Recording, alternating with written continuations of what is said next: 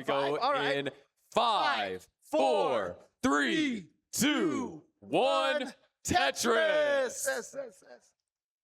All right. So as you can see on the top here, we have Alex T going up against Sodium. Or wait, hang on a second. I think the top one's going to restart because I don't think Sodium was ready just yet. But Gwafey and SV. Oh no, it looks like they might actually. Yeah, SV and Gwafey are fine, but okay, yeah, getting things situated up top, our judges are on it. Of course, we have Gwafey versus SV. Yeah, you can see right there, seed number 8 going up against seed 25. All right, and now we just counted in Alex T and Sodium as well. And of course, Alex T, as he is ranked at number 1, that means Sodium did qualify basically at the last spot here, as first seed always goes up against the last seed in the top bracket here in round 1. Well, yes, but we also did have a round 0 in order to whittle it down. So Sodium is 32 seed. Okay. And Alex T is first, and of course, Gwafey is 8 and SV is 25. But of course, as we saw with round 0, despite the seed disparity, a lot of matches were really close. And even with Wallband and just the most recent match, just came down to a failed chase down in game 5. So anything can happen. Oh yeah, these players are all so good at this point that you can't take a break against anybody here. So as we're seeing right now, Gwafey and SV well underway on their board right now. You can see right now Gwafey trying to clear out a little bit on the left side, does get that open, waiting for the line bar, gets it. It gets a Tetris, and so he's got a clean field. And now SV with a Tetris as well. So there are pretty much, as you can see right now, SV with just a little bit of a score lead. Yeah, in terms of this bottom match, Gwafey and SV, they have played a total of 3 times where Gwafey actually leads in matches. SV did win for the first time against them when they faced each other off back in CTL in 2025. And then Gwafey won the next 2 times they met. So SV is looking to tie things up and get a spot in that top 16. And of course, Gwafey, like I said earlier, is looking to make it back to top 16 and possibly have a deeper run. Yeah, but right now, unfortunately for SV, having a little bit unfortunate RNG right there, but perfect timing for that clear and the long bar. And look at this. Suddenly, the playfield immediately looking so much more manageable. Meanwhile, Sodium and Alex T going up against each other. I mean, look at these Tetris rates right now. 95 to 100. So both players starting up as clean as possible here. Yeah, there is a dirty Tetris setup for SV, and SV in the online play is known to be a player that tends to play very aggressive. Stack up very high to try and squeeze every line of efficiency, and he has the mechanics to do so, but that small misdrop is going to cost him a little bit. Yeah, we saw SV, he wanted to put that piece right into the well over there, but as soon as the line piece showed up, he tried to change his mind at the last second, was just a little too slow. And so had that unfortunate stack that he is still trying to clean out right now. A couple of last second mind changes for SV right now, causing some problems for him. Nothing going to be unsurmountable, but still annoying to get through and going to be slowing down his score. But as you can see, the Tetris rates right now, pretty neck and neck for Gwafey and SV. Speaking about neck and neck, we are tied up top, 368,600 exactly. And it was to the point to where both of them they almost had a flawless start. I think they had to take a couple of burns. And to your point down at the bottom, Gwafey wasn't able to really build up much of a lead. He just now got the board clean into that Tetris scoring position and is still waiting on the eyepiece. Right. Interesting enough. I mean, obviously, screen watching is something that a lot of these players do. They'll glance at their opponent's screen. I noticed that Alex T is literally just glancing at the big screen. Yeah, we do have a different orientation this year of the players, where normally players would kind of face the audience and have their back to the screen. Yes. This time it's kind of like a sideways angle, so they can look at the screen and then look at the audience, look at their opponent's game. All right, look at this. SV with a beautiful dirty Tetris there. Let's see if he can build on that. Yeah, and double T pieces is beautiful right there for that. And here we go. Boom. Tetris for SV. And let's see if he's going to try to transition. No, he's going to keep maintaining it right here. Trying to keep that Tetris rate as high as possible. Yeah, trails currently by just under 2 Tetrises and is waiting patiently as column 4 is looking dangerous. Eyepiece comes just a little bit too late. still has ways to keep this open. And that's the aggressive play I was talking about. There it is, Tetris for SV. Beautiful. And if he can get another eyepiece just now like this, he can transition himself right back to the column 10 beautifully. Well done by SV. But Gwafey's board has been pretty clean for most of this game here. Yeah, we are about to reach our transitions down at the bottom, but up top, 574,000 for Alex T at 107 lines. And Sodium behind by less than a Tetris. So it's been keeping it pretty close all throughout. So we're looking at a pair of some pretty high 600K transition scores. Maybe Alex T might be able to get a 700K transition. It's going to be tough, especially with that overhang. Yeah, but you can see on the bottom match over there, both players have transitioned into level 19 and a little bit of a misdrop, creating a double eye dependency. Or that could have been intentional. There are times when players do intentionally set up that Vits.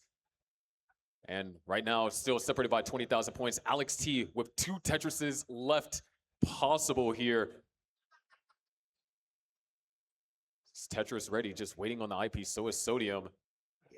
I mean, they're both going through the exact same drought right now. And look at that, both of them transitioning at the same time on the same piece.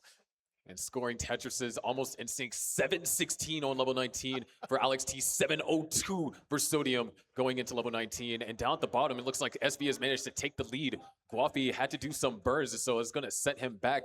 And he's also slightly ahead of SV in terms of where they are in the game. And some beautiful pieces right there for Sodium. Was able to manage a little bit of the awkward RNG. Has a clean board still, while Alex trying to clean up there. But look at that. Not even a problem right there. Oh my goodness. And just needs one more piece to clear that line, and the well is open. Sodium does take the lead with that Tetris, but Alex T takes it right back. Yeah, but barely a lead right there. Definitely neck and neck. Down at the bottom, there is a Tetris over there for Gwafey, going to lead by just under a Tetris and a half as SV trying to get the board reopened. There is one more line to clear. Yeah, but those eyepieces are coming just a little too early. Now he's waiting for that eyepiece. Are we going to run into a drought here? No, there it is. Boom, Tetris for SV. 755 for SV, 762 for Gwafey, 878 for Alex T, 861 for Sodium. However, up top, Sodium going to have to do some burning. There are holes that are generating the stack. However, the pieces come. That L piece is actually going to be great. If he finds another L piece, that'll get access to that hole. Tetris is for both players. We're looking at a potential level 24 max for Alex T. A Tetris and a single, I believe, will get us that score. But down at the bottom, 805 for SV, down by just under a Tetris. 832 for Gwafey. Another Tetris for SV. Gets Tetris ready. Gwafey waiting patiently, but has to cover up the well. Yeah, but look at that. Only 1,000 point was separating them.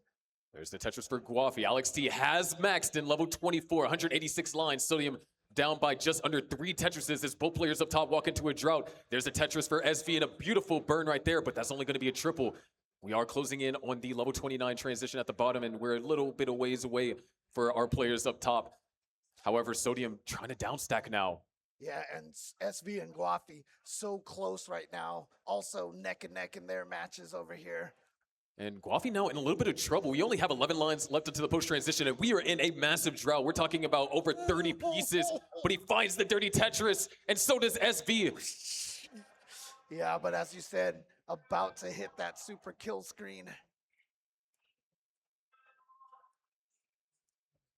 And SV goes into 29, and so does Gwafey. But regular kill screen here. Gwafey is up incredibly high. There's still a chance he can survive, but he needs to be really precise. Good singles right here. Another single that's going to try and... Oh my gosh, gets the piece over to left, but misdrops Cascade, and Gwafey tops out, giving SV game 1. But up top, there is Alex T with a 138,000 point lead, but the board is in absolute shambles, and we're closing in on that kill screen, that level 29 speed. He has to get this under control and needs to get it under control now. Yeah, as you can see right now, Sodium's board so clean right now, and he's managing it perfectly fine. If Alex T transitions with this board like this. Oh, he was saving it for the... He was looking for an ideal set of burns, but now that column 3, he needs this eyepiece, finds it. There's a double, gets the eyepiece all the way over to the left. What a tap over there from Alex T, but that's going to be it. Helping him at all. And we've got a chase down here for Sodium, but he really doesn't have to play too aggressive here. He's barely down in points right now. If he just keeps up these singles, he has plenty of time not even anywhere near the super kill screen, so he can just kind of manage it little by little here. 1,210,000 is the score that Sodium needs. Yep, down to 19,000 points here, and you can see Alex T trying to shake off a little bit of those the muscles right there, relax the muscles a little bit. And everything was going fine for Alex T up until somewhere around level 27. I mean, Alex T maxed in level 24, mid-level 24, so had a supreme advantage. But Sodium is going to take it, or at least take game one. And that means already we cannot see a repeat of the run that we saw from Alex T last year. Because for those of you that watched last year, Alex T didn't drop a single game the entire tournament. That's right, yes. Oh, man, okay. Well, it looks like we have all 4 players getting back into position here to start game number 2 for all of them. And as you can see right now, both players on the right side, Sodium and SV, taking game number 1. Looks like we're good for our players down at the bottom. We'll get stuff situated with our players up at the top shortly. So once we get a last confirmation from our judge to get our players counted down for the bottom. And I wonder what the story right now with Alex is. He's massaging his hand a lot. I'm wondering if he's experiencing any sort of like hand pains today. All right, we're going to get some word here on what the players are asking for here, but we will get some matches for you guys going right now. I want you guys, everybody at home, to take a look at the bottom right of your screen. That is the Matcherino. So far, we have $4,261.57 for donations over here. If you actually just head to Matcherino.com, actually, I think if someone puts in the Matcherino, !Matcherino in the chat, we'll be able to get the link where you can also donate and contribute to the prize pool. Shout outs to all the people who have donated. I know recently we had $20 from Nick M. We had $20 from Brandon Smith, who says, keep up the great Tetris. $19.90 from Ben, who says, watch Best of 5 on YouTube. And then Kathy Simmons with Pickle Rickle on screen with a $125 donation. So keep it up, and we appreciate everybody who is contributing to the prize money here.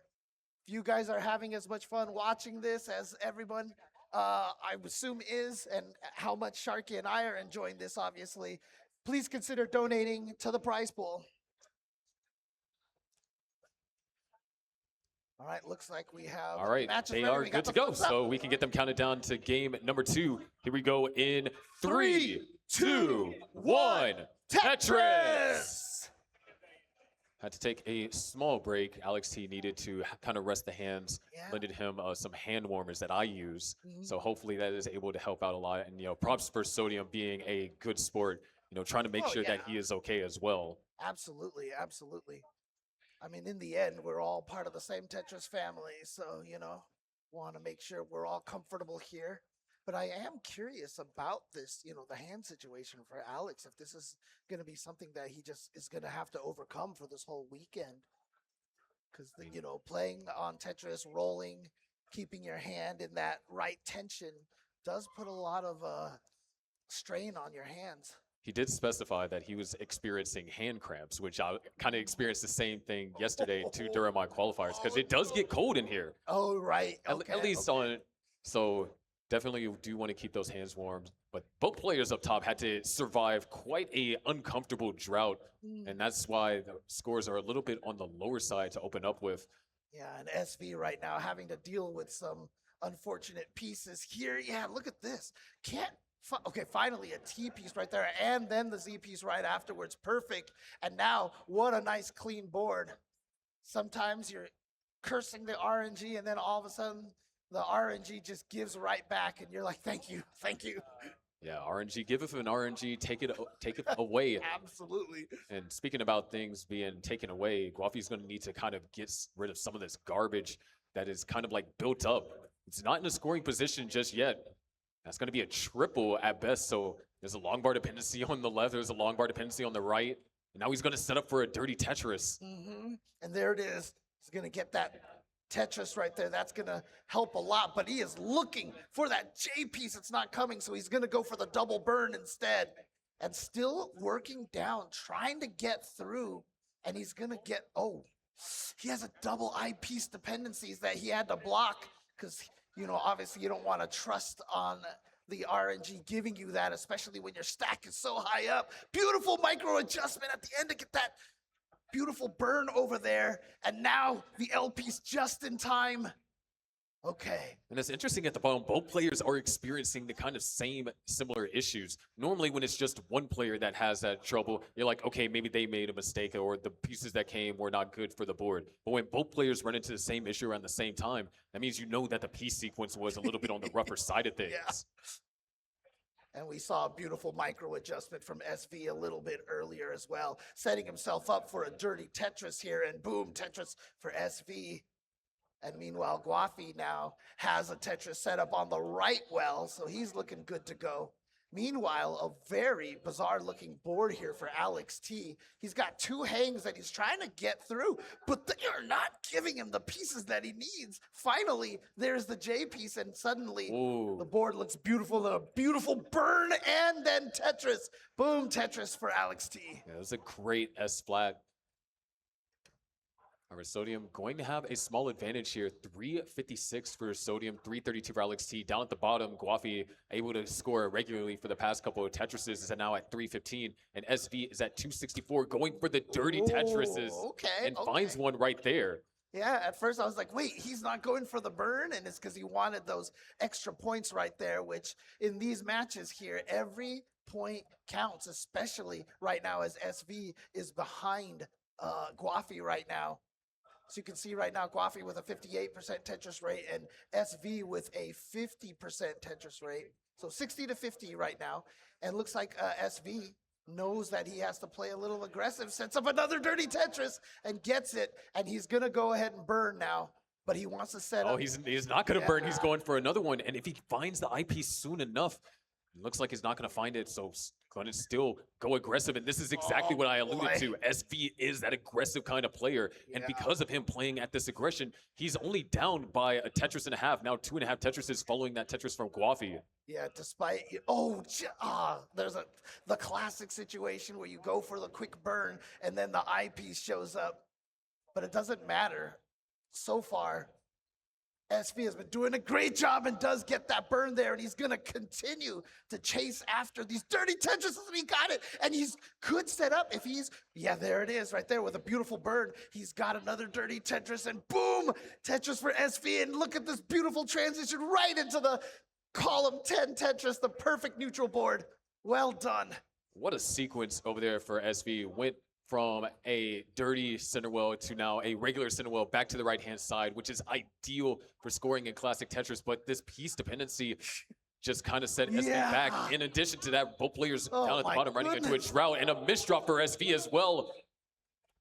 Things seem to be getting... and actually we're close to transition as Gwafey just transitioned at 457. Right. SV only has 4 lines to go and is already up over like 3/4 of the screen. All right, this is where the rolling is going to come into play here. He is staying alive.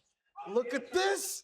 Okay, but he's still not getting the pieces that he needs. Okay, now it's starting to look a little bit better. That's great right there. Not good burns, nice double flip at the T, finds another single, 2 more to try and open up the well, and covers up that hole. So now he needs to get something over to the left. That hole in column 2 is going to be annoying to be dealing with. However, SV might be able to find the solution. Good burn, still trying to keep it open. There's an eyepiece now in the center, but he finds the eyepiece. Wow. Good couple of burns, another eyepiece that burns a double. Eyepiece makes it over. Look at this effort over here by SV. 2 more lines, 1 more line. Now the well on the right is open, and there's a Tetris for SV. Oh, there we go. Beautifully done. And he's got the L piece just in time, and he's going to go for a dirty Tetris and gets another one right there. Beautifully done by SV there. Look at that survival skills, and he's got another Tetris ready to go. And he's going to fire it off. There's another Tetris for SV. Takes that burn, set up for another dirty Tetris, and knocks down another one. And he's not going to stop here. Look at this. He's actually going to go for the double eyepiece for the... actually, he just blocked it right there because he didn't want to take the risk, but he opened it up just in time. He's not actually, he's still gonna keep going for these dirty Tetrises. He understands that he lost some efficiency because of that massive dig, and he's trying his best to make it a beautiful S-spin into a Tetris and opens up the center well. And now he's gonna swap to a column 5. Wow.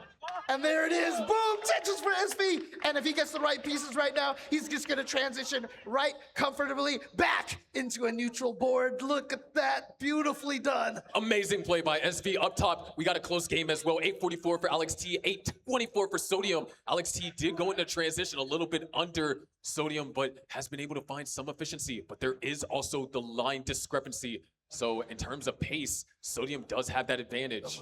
Beautiful burns right there by Alex T. Had some unfortunate RNG, but it is working out for him now. Boom Tetris for Alex T. But you can see they are neck and neck right now. 70% Tetris rate, 74% Tetris rate. Speaking about our players being neck and neck, check out what happened at the bottom. SV was down by almost 4 Tetrises, and now he is in the lead. Wow. 796 to 760.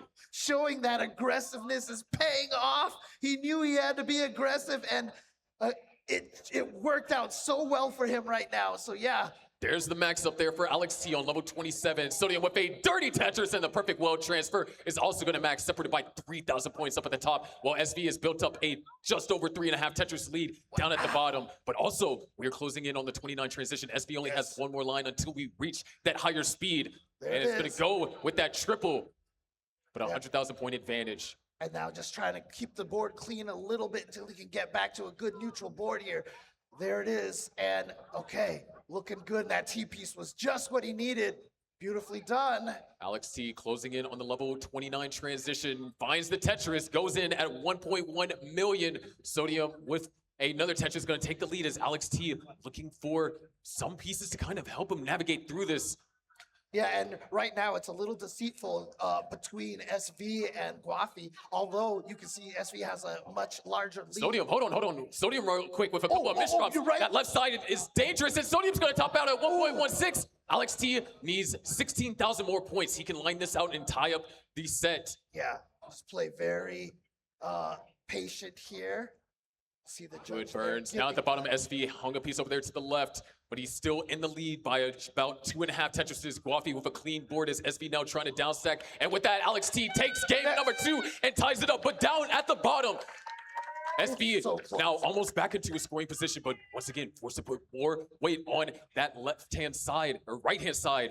And Gwafey has been unable to score Tetris this entire time. He is finally set up, but is walking headfirst into a drought. Right, which is a misdrop. And the He couldn't goes get the fatal. eyepiece over there. He couldn't get the eyepiece over there, and a little bit of frustration as he gets up right there. He's just like, what the heck?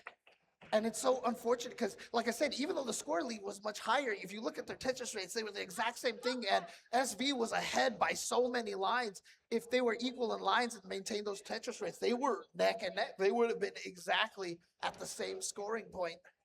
But that's going to give SV game number 2, and none of that would have been possible without that insane dig and that insane aggression, going for those dirty Tetrises back to back to back for several levels, and then ended up having the lead by almost 100,000 points going into level 29. That is that aggression that I was alluding to. And now so beautiful to watch when you see that.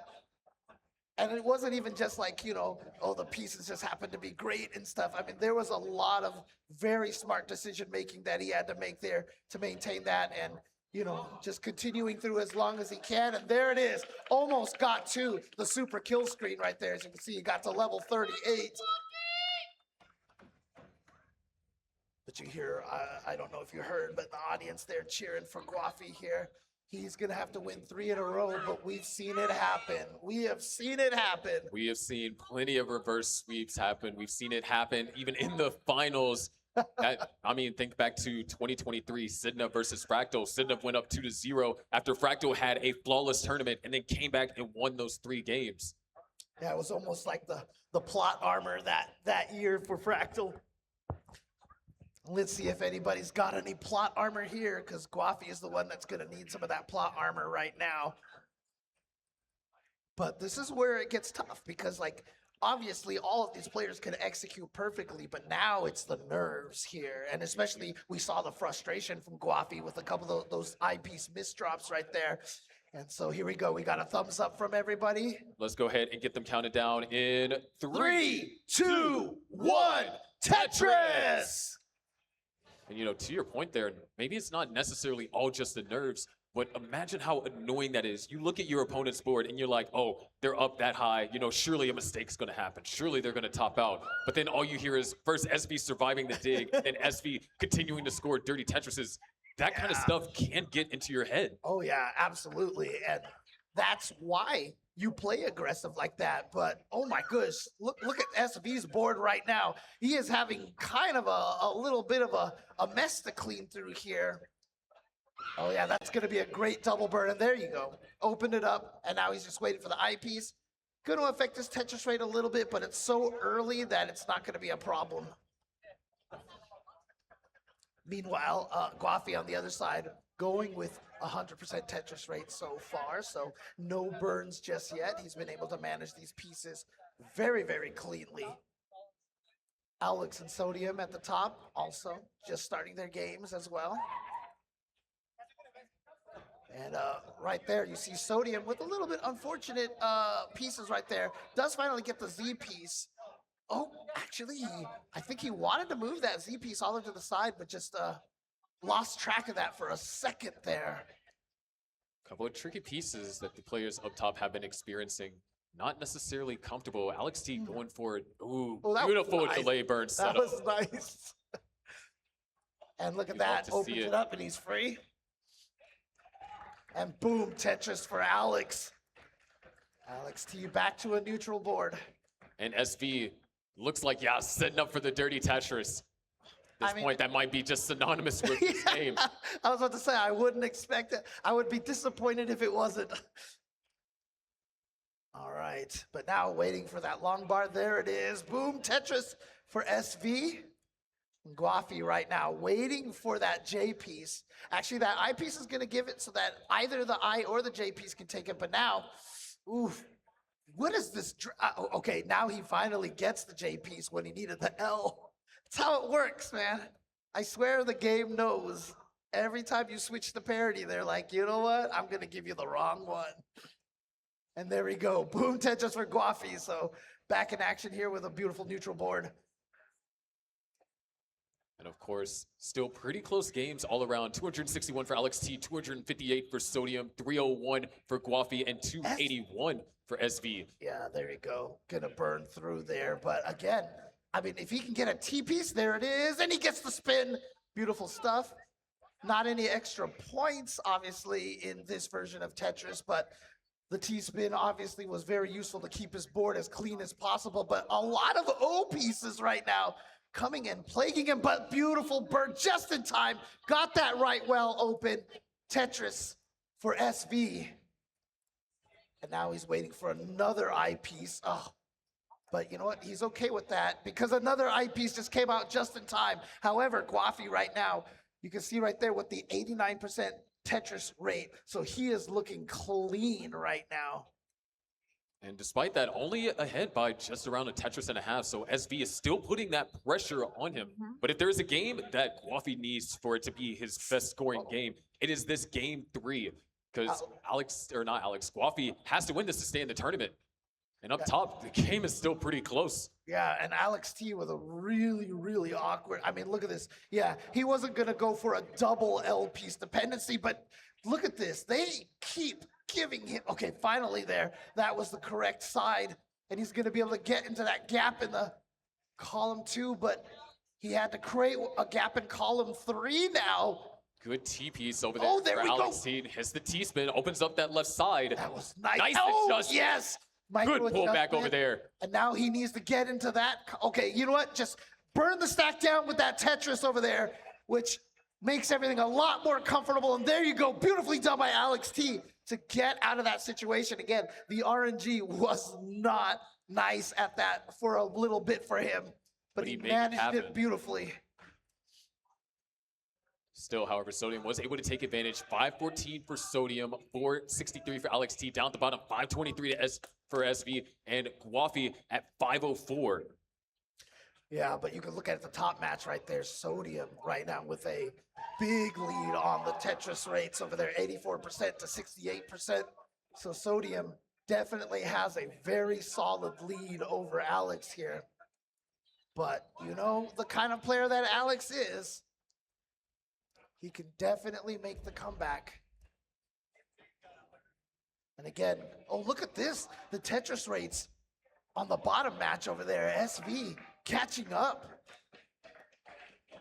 Is ahead in lines though, and that's just because of how high SV tends to stack. Ooh, Does go into level 19, and now see, oh, actually decides to burn it down. Yeah. See that it was a very tough board to work some kind of like Centerwell magic.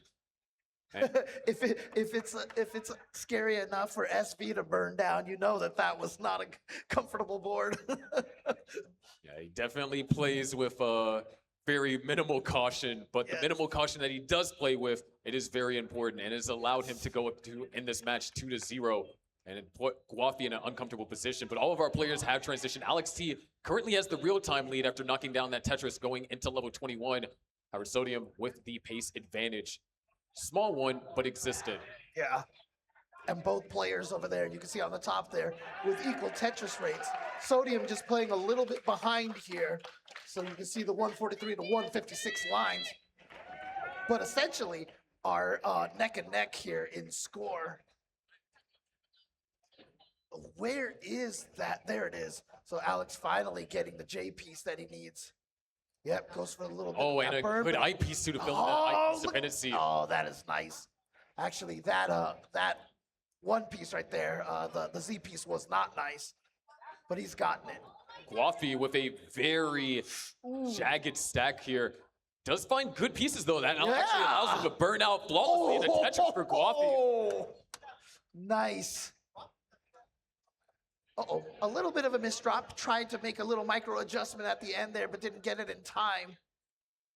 But cleaned it up just fine, and boom, Tetris for Gwafey. So both players on the bottom also neck and neck right now.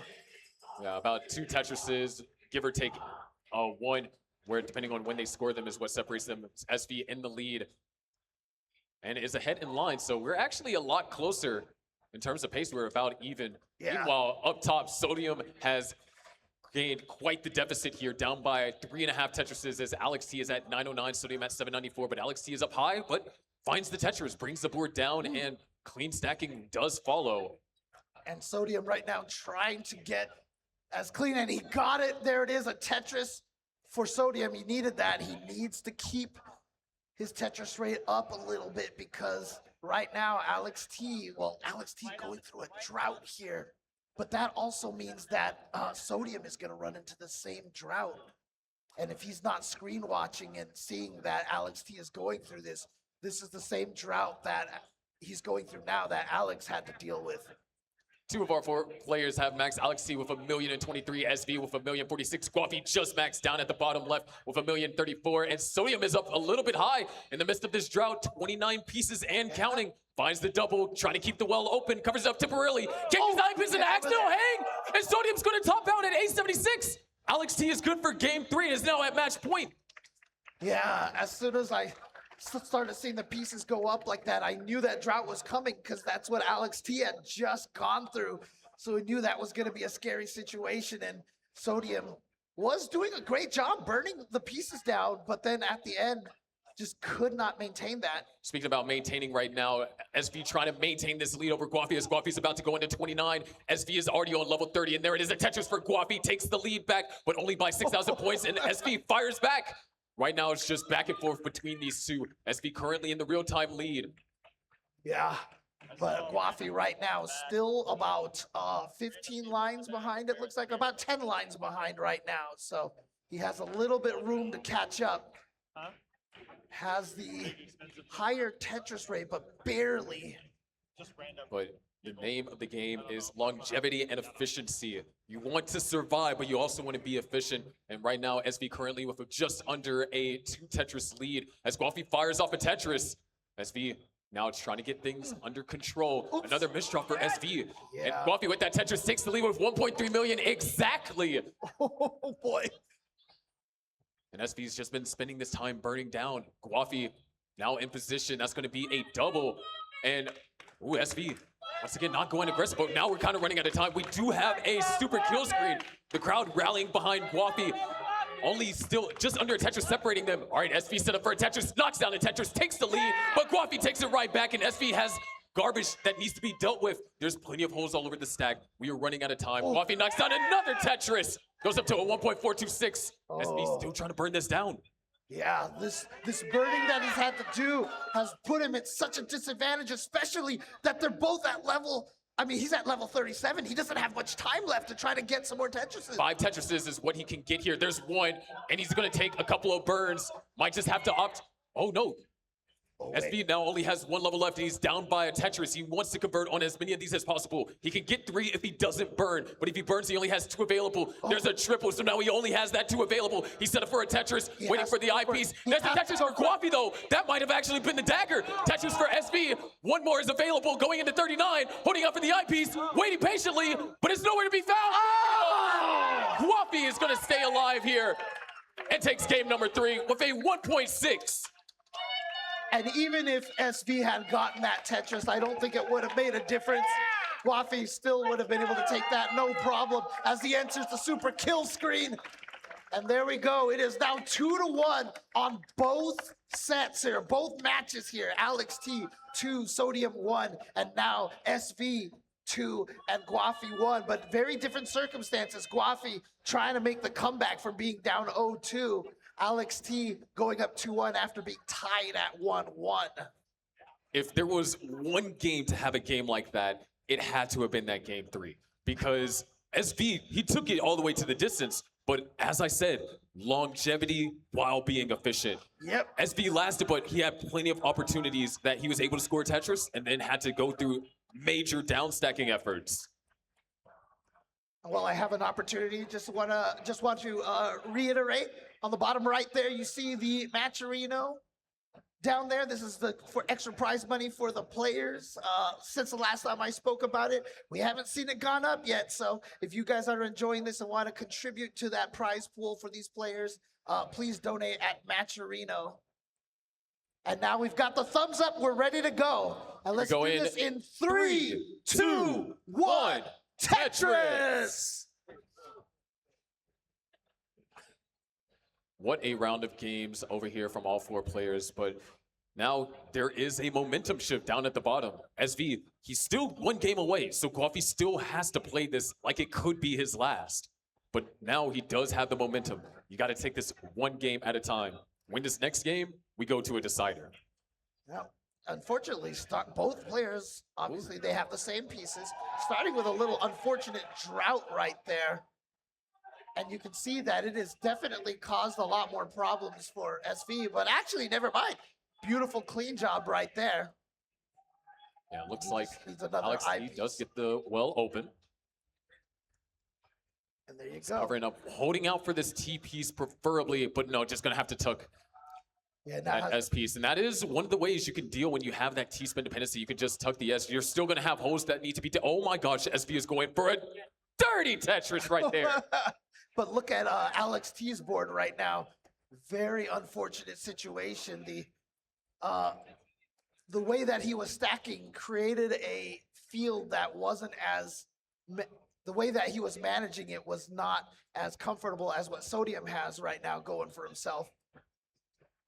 But you can see how the pieces have been a little awkward because both of them with, fairly low Tetris rate starts, although Sodium up to 65, Alex T up to 22% here. So he's got a little bit to go. But again, it's still very early on, so Tetris rates can shift wildly still at this point. But the pieces are just not going his way. You can see so many head shakes from Alex T right now. Look at that. That Z piece had no place to go, but he is going to get the Tetris, and that T piece is going to tuck right in there. And the O pieces, back-to-back O pieces are going to work out great for Alex T.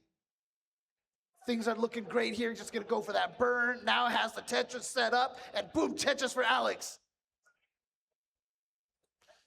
Yeah, there's a lot of turbulence on all 4 boards. It seems like the piece sequences have been rather difficult as Sodium did have the advantage early on, but now is kind of being forced to do a lot of burns, but he is finding efficient burns. Yeah, that split burn is so nice.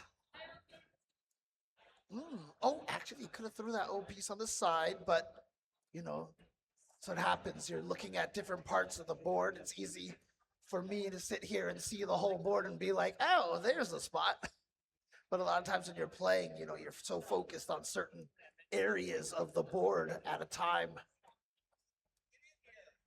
All right, he's set up for a dirty Tetris. Sodium is just waiting for that eyepiece. Has to create a little bit of a hole there. He is going to get the boom dirty Tetris right there. And yeah, going to go for a little bit of the clean. And as you can see here, as I mentioned, it was still early on. And now Alex T pulls ahead with the Tetris rate. But Sodium has the left well Tetris set up and gets one. Nice micro adjustment right there at the last second to create a spot for that J piece. And now Sodium still continuing on this left well. And the eyepiece Z combination right there is perfect. 373 for Gwafey, 319 for SV. And SV, if he gets a Z piece, we could see the Z spin tuck executed flawlessly. And now Alex T has 2 S's on that right side. Not going to be able to score Tetris until that is dealt with. But this might be one of those situations where a drought is actually well-timed because Sodium wouldn't be able to grow the lead as much. That's true. But does find 1 Tetris there. And Tetris for Alex T. So 297 for Alex T, 296 for Sodium. Down at the bottom, Gwafey doing what needs to be done. He wants to bring this to a game 5. He's in the lead by 2.5 Tetrises as SV trails at 387. Yeah, right now, though, Gwafey is playing so clean. He's so efficient right now, sitting there with an 80% Tetris rate. But no eyepiece. Look at this drought. 27-piece drought, but it was the same drought that SV just went through. And now SV with the clean board as well. Gwafey gets that tuck over there, another tuck, looking for an L and a J piece, but instead just gonna go for that burn. Works out perfectly for him. Now just waiting for another eye piece here. Where is it? 14-piece drought all of a sudden. Oh, there it is, and boom, Tetris. Actually, it looked like it was a simul Tetris for SV and Gwafey, if I saw that correctly. Up top, we also had both players endure another 30-piece drought, and fortunately, the drought ended before transition because we are on our way there. A Tetris available for Alex T, 3 with no burns for Sodium, but if he does take a burn, just has 1 more left now following that Tetris. Yep, just got to get to the 130 lines, get that transition into level 19. You want as clean of a board as possible. And you can see right now, SV is like, where's that line piece? There it is in the transition for SV here. And that means that Gwafey is just trailing right behind. They're going to get the transition on the next line clear. And he's going to do it via a Tetris as well. Both players, all 4 players actually now transition to the level 19 speed. There's another Tetris for Alex T. In the lead by 3 Tetrises at the moment. And unlike what we've seen in the prior games, both of the players up top are close in line count. But SV, hold on, this could be a little bit tricky. Ooh. That only burns 1 line. Eyepiece makes its way over to the left. Looks like we're getting ourselves another dig in progress. So SV is starting to get out those shovels. Beautiful. He's digging out these holes, filling them in block by block. There's, the adjustment to allow for the double for the following piece. The well is open. Set up for the Tetris, waiting patiently. Drought counter is now starting to tick. He's still waiting. He's going to take a 3-line burn, double and a single, still waiting on this eyepiece. and there it is, finally Tetris there for SB. I'm going to rename him SK and call him Shovel Knight with that dig. That was beautifully done. And now you can see right now, though, another drought coming up that Gwafey just went through, but SV is going to have to deal with this drought very soon, too. All players now with clean boards here going into level 23. There's a Tetris for SV, down by a Tetris as Gwafey had the well covered. A couple of last hesitations over here for Gwafey, and this is going to cost him some efficiency. That has allowed SV to close the gap. Gwafey now in sort of a similar dig. Not as complicated, but could be just as dangerous. The well is now open. There it is. Tetris for Gwafey back into the lead. However, up top, beautiful burn over there for Sodium. But the thing is, Alex T is taking full advantage. We're talking about a 130,000 point lead as Alex T knocks down another Tetris at level 25. 839 for Alex T, 713 for Sodium, 762 for Gwafey, and 756 for SB. We're close down at the bottom and up top. Alex T almost with a 4 Tetris advantage. Gwafey still trying to make this comeback run over here. Was down 0-2. Currently, though, they're neck and neck, even though the score says otherwise. But in terms of the Tetris rate, that's always their scoring potential. And there we go, Tetris for Gwafey. The crowd was getting into it here as well. 942 for Alex T. Ooh. Sodium still waiting on this eyepiece. Has fallen a little bit behind in the line count, but still the advantage is Alex T. Meanwhile, down at the bottom, we're still separated by that 1 Tetris metric, and we're closing in on 29. Gwafey needs to take this game to bring it to a decider, and same for Sodium. But Sodium does have his work cut out for him. We are going to go into level 29 first with Alex T up top. Yeah, he's Alex T right there, and there's a Tetris, and that left side's gonna be filled in beautifully. There It it goes in is. with a 1,092,000. Sodium with 1 Tetris left to go. Gwafey, same with a Tetris left to go. And SB goes into 29 with a very dangerous board. Nothing can be done. He's trying to throw pieces over left and right. Finds 1 burn, finds another. Can he find a third? No, No, he he cannot. can't get SB Gwafey comes over out, the and side. Gwafey forces a decider. But up top, Sodium has just maxed out. He now only trails by 2 Tetrises. That's 100,000 points. There's a Tetris on level 30 for Alex T. Sodium now trying to get set up, or trying to get back into a scoring position. And But as long this is as- where Alex T is at his most dangerous. When he finds that rhythm on 29 speeds, he is virtually impossible to stop. But now Sodium starting to get into that rhythm as well. Tetris versus Alex T, now up to a 200,000 point lead. Sodium covers up the well, reopens it, needs an IP sooner than later, gets it sooner, knocks down a Tetris, and now has to get the board back under control. But same can be said for Alex T as well. yeah, but right now, Alex T, as long as he keeps playing the way that he's playing right now, he should be okay. Because you can see right now, Sodium, not even behind by that many lines.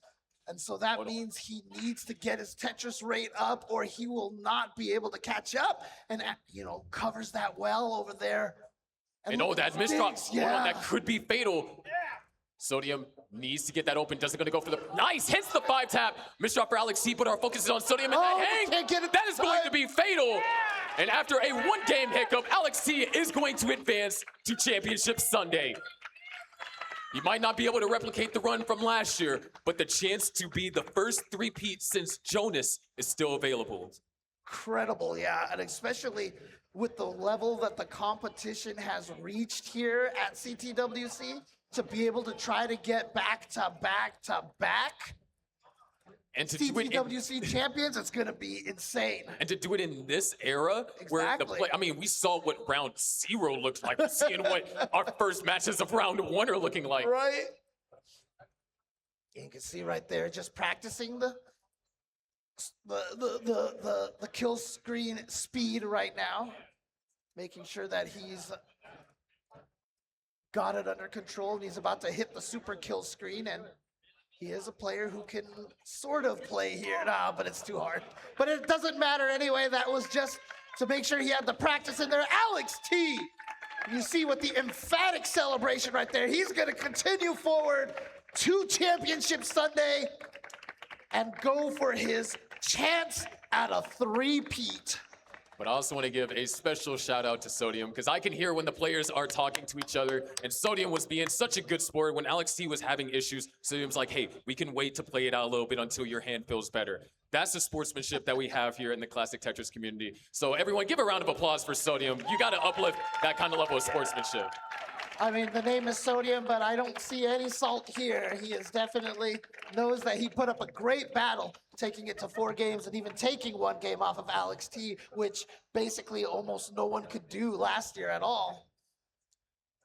Of course, we do have a final game here for this group of 4. It's going to be game 5 between SB and Gwafey. SB went up 2-0, and Gwafey hunkered down, walked it off a little bit, and then had 2 good games to where he has a chance to make it to top 16 once again. All right, here we go. All right, let's go ahead and count them down to the decider. Here we go in 5, 4, 3, 2, 1, Tetris!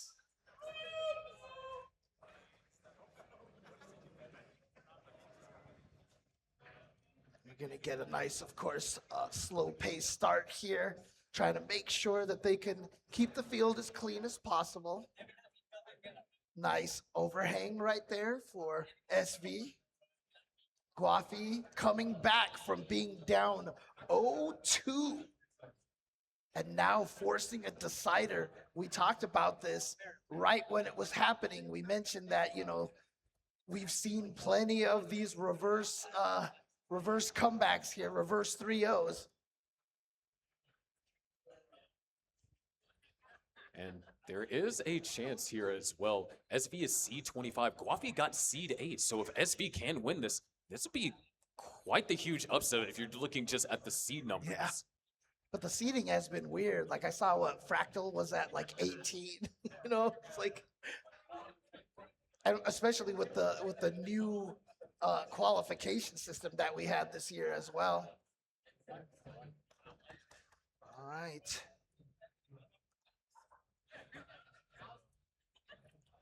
And we have a really close start here as well. Separated by a single, going to be tied briefly.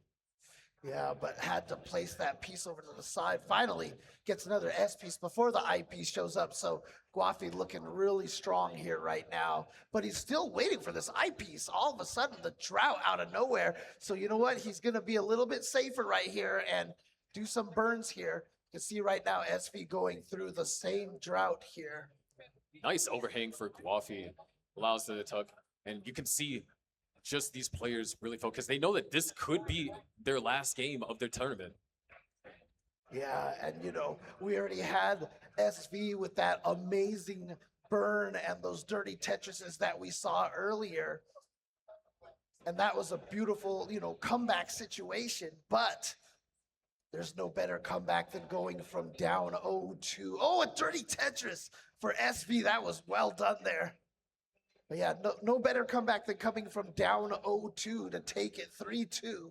And that's what Gwafey is trying to get right now.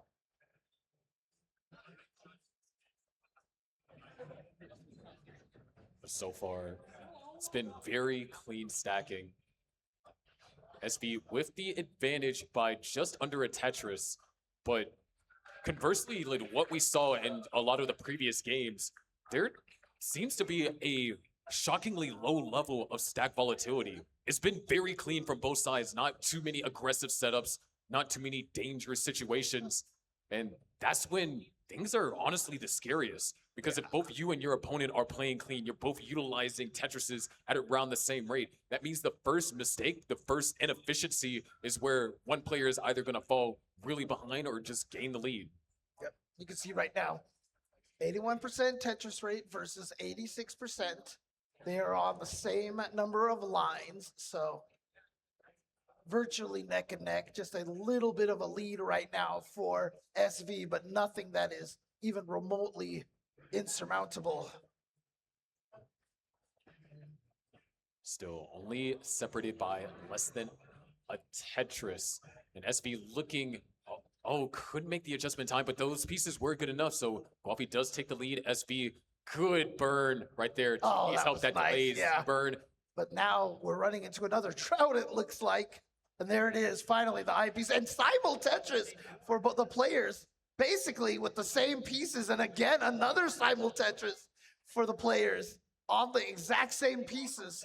Yeah, that one wasn't as satisfying. You know, they were separated by a couple of cells, but, you know, semi-simul Tetris. And hold on now, there is a problem arising for both boards. We are running into a drought. Gwafey actually fixes his problem almost immediately, and so does SV, but Gwafey going to be able to take advantage as SV was forced to do some burns. I'll call it a VST, a virtual simul Tetris. Looks like Gwafey gonna go for a little bit of a burn right there. And looking just fine, has himself back to the neutral board. We are looking at a pair of 600K transitions.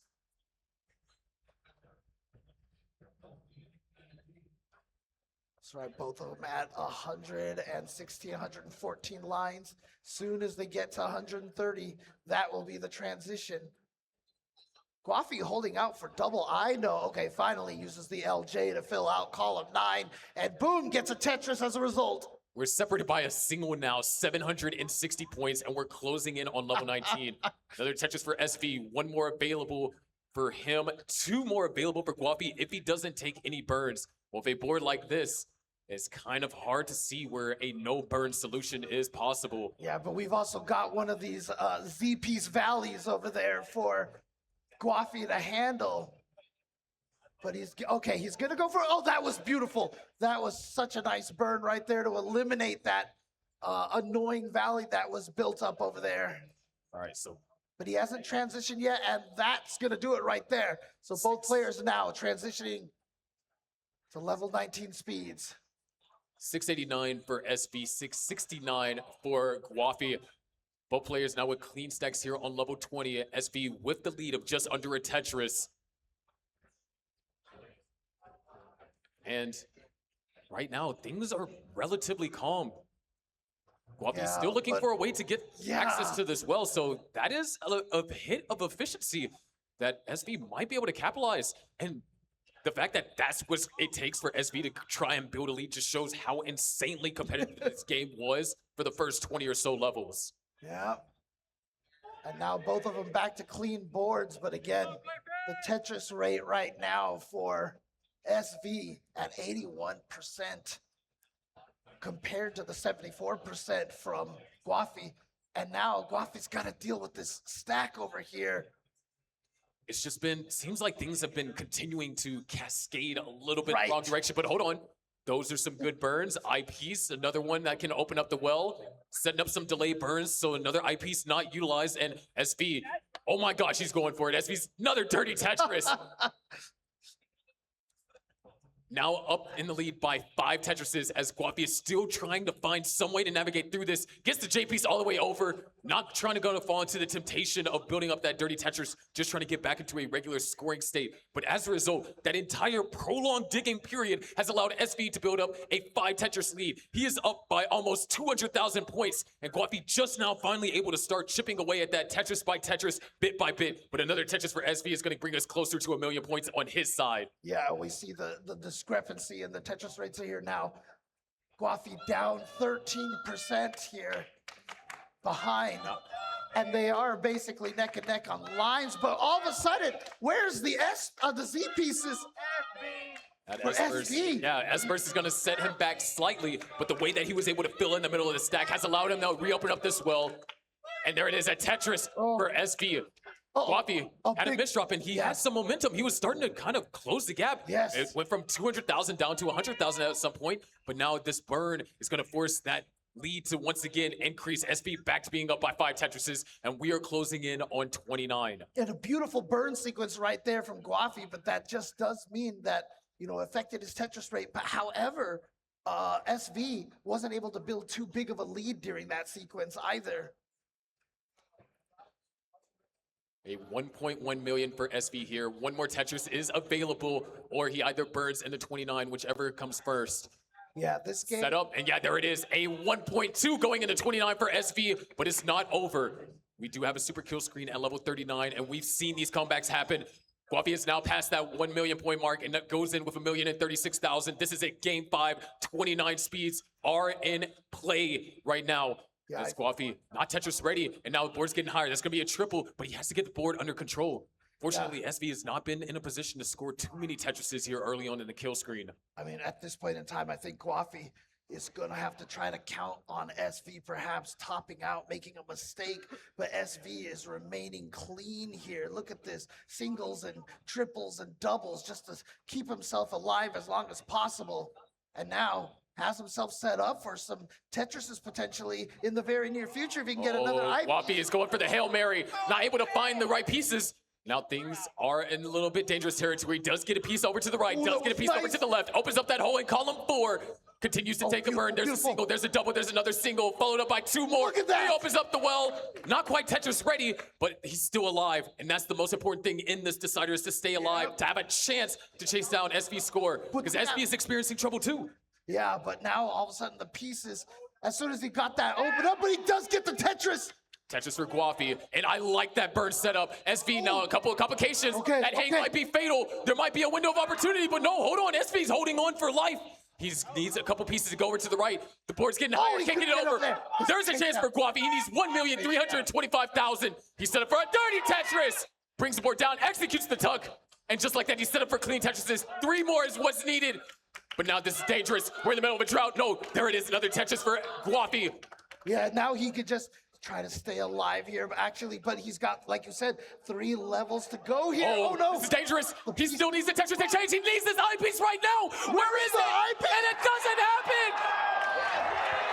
Oh my goodness, the Tetris gods have spoken. A drought at the last second is gonna give SV the victory. And we see a lot of frustration from Gwafey, and who can blame him at that point? He just needed that one eyepiece, and it never, ever came. Here we go in 5, 4, 3, 2, 1. Tetris! Already hearing the screams from the audience over here. Obviously, the Canadian contingent coming over here, rooting for iBall. And then on the bottom side here, Dog and Zrobot playing against each other. I mean, I don't... I want to calculate their age total, but like, I don't know if I can think that small. Well, I mean, these players are definitely thinking big. This is the biggest stage. And of course, iBall, a proponent of Super Mario Brothers speedrunning. So you're going to occasionally hear the SMB boys making noise to cheer on iBall. I definitely just heard one of the Mario screams out there. But right now, all boards are off to a pretty calm start. Couple of burns being forced over here for Zro. And this is a rematch of one of our earlier events this year happened in Genesis. Yeah, but iBall up there. Having a little bit of an unfortunate Z spam right there, but has it all handled, no problem here. Gets a Tetris. And now he needs the Z's. Actually, the T piece is actually going to help really well as well. So. All right, needs to burn through that line. Can't use the eyepiece just yet. Is iBall. He is set up though, and once again, another time covers up the well, just can't use it. Just really annoying time, but finally can use that eyepiece, and Dog does find a eyepiece to fill in the dependency. So Zro currently with a small lead. Dog's gonna take that right back. So first 40 lines in, you got 189 for Dog, 171 for Zro, 187 for Cole, and 194 for iBall. You can see right there in the upper matchup there, seed number 12 versus seed 21. And we've seen how the seed discrepancies basically don't really matter much here because all the players are so strong. But Dog is seeded number 5, but Zro had the 1.7 qualification score earlier, which is an incredible score to get there. Got him a whole 9 points in that qualification period.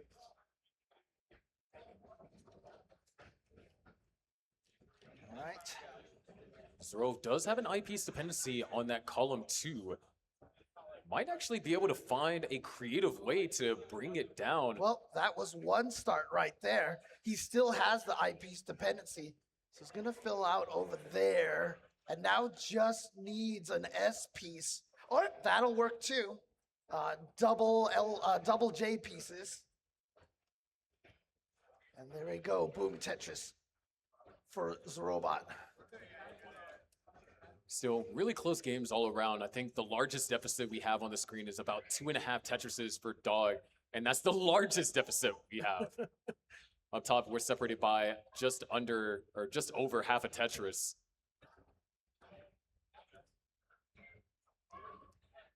All right. Looks like there's a little bit of a drought there for Dog. Yeah, you can see right there, 14-piece drought. As you can see, look at this. It's getting that drought is getting nuts over here. So Dog is not taking any risks. But finally, the eyepiece comes, and he did manage to get a Tetris.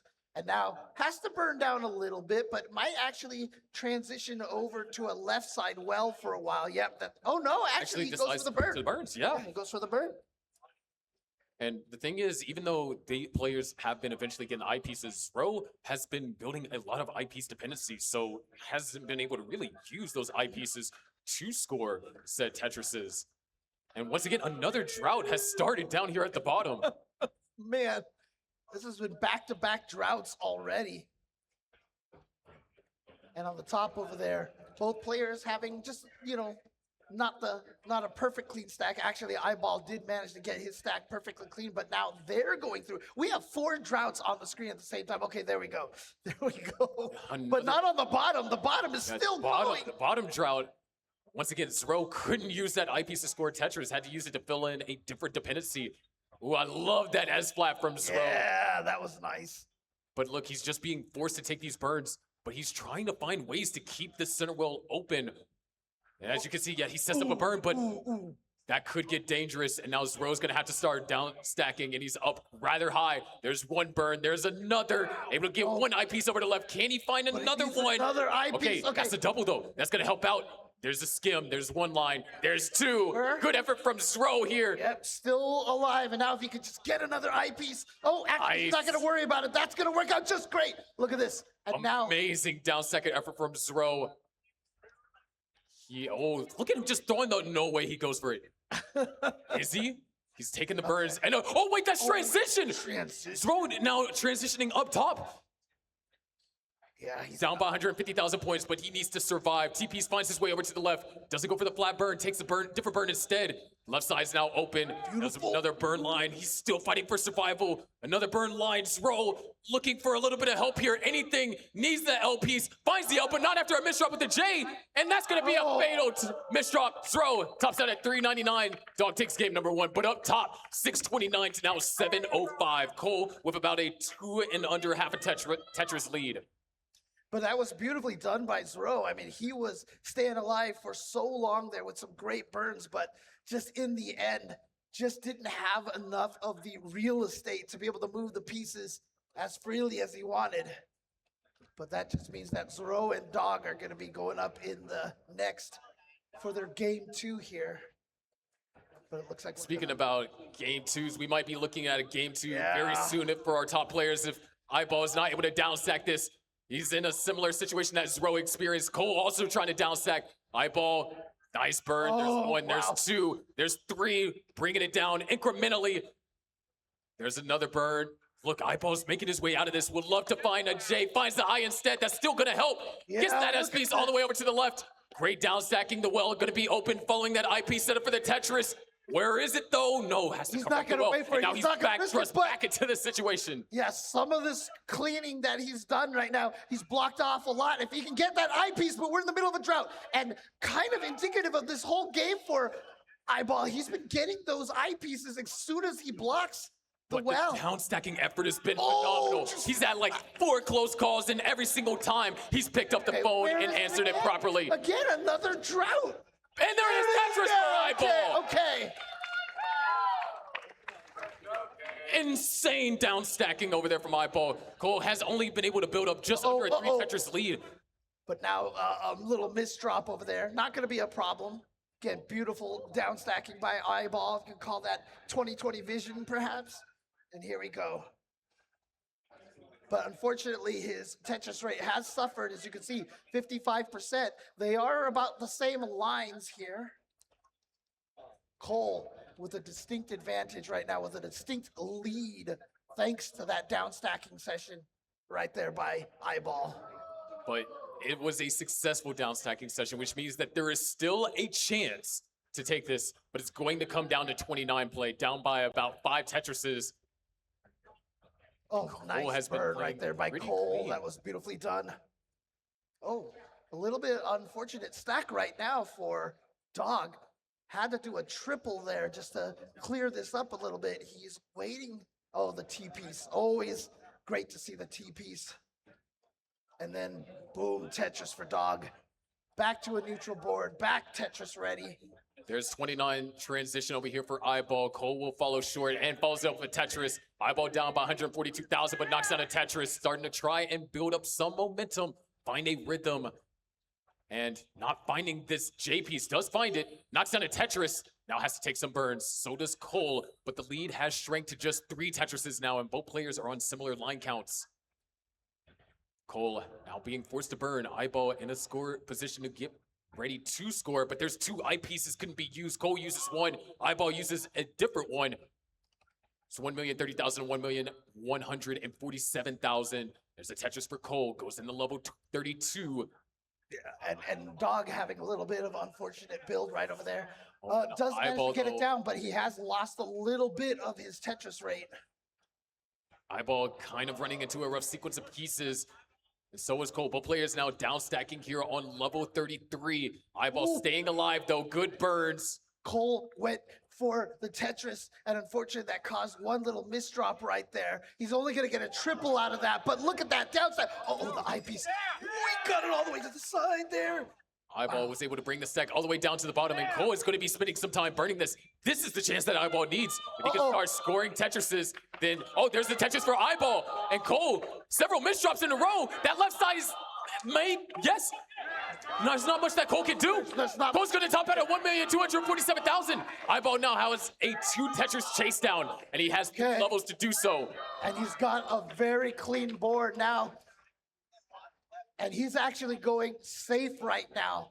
He went for a couple of triples instead, not saving up for the Tetris.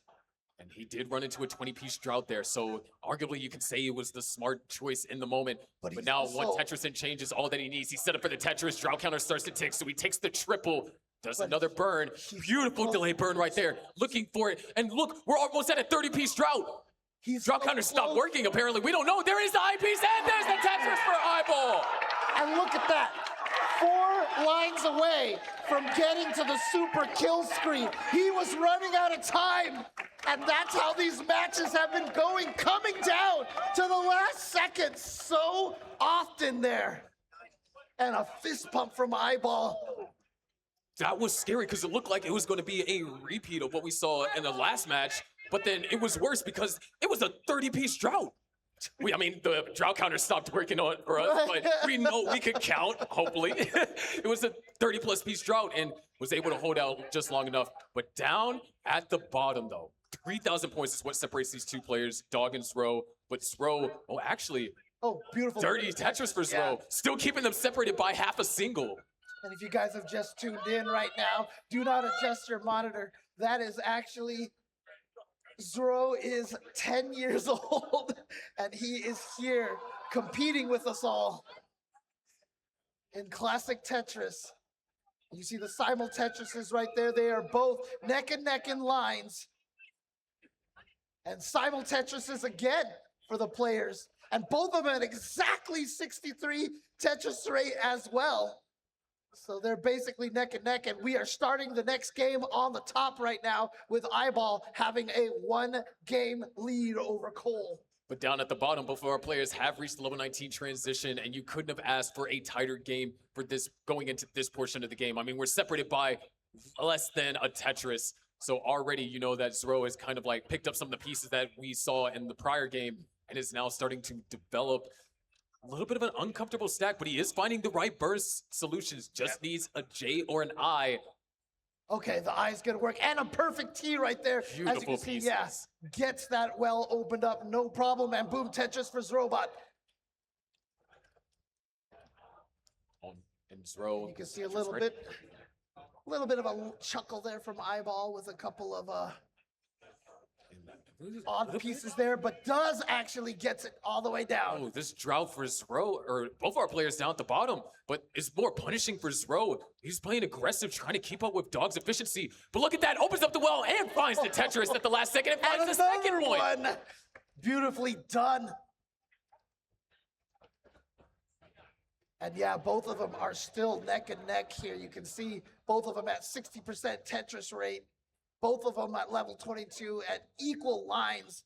The lead is barely there for either player. Yes, 300 points. Yeah, it's going to be seesawing back and forth right now. However, Zro, okay, nice. I love the tightening placement of the O. And you can already see that this is going to be one of those games that Dog is going to be pressured. He hasn't been able to find any real breakaway. Zro has just been hot on his tail, trailing by either 1 or 2 Tetrises. Oh, it's beautiful. Nice little IT burst right there to fill out that left side for Zrobot. Zrobot still not Tetris ready, though. Just needed that one Mino. Yeah, there it is. And boom, Tetris for Zro. Trying to wait for another one. Oh, and just decided to block off the well. Not a problem because a little bit of an eye burst right there. That was very friendly. But Dog has started to generate some separation. Yep. Now up by about a Tetris and a half. Oh, look at Cole's board right now. Gets a dirty Tetris. Looked up and it looked like it was a problem. And as soon as I saw that, he got that dirty Tetris. What a beautiful hang and stack right there. And Cole gonna open up column 10 and gets another Tetris right there. Slightly dirty. 260,000 for iBall, 210,000 for Cole, 928. Make that 961 for Dog, and 910 for Zrobot. We're looking at a couple of maxes down here at the bottom. As a matter of fact, Dog just needs a triple, and he's already at that 1,000,000 points. Zro needs 2 Tetrises, and he'll be at that 1,000,000 points. Well, there's 1 Tetris. And right now, iBall in a huge lead over here. Is working at a 76% Tetris rate, but Cole at 51% Tetris rate, and he's ahead in lines.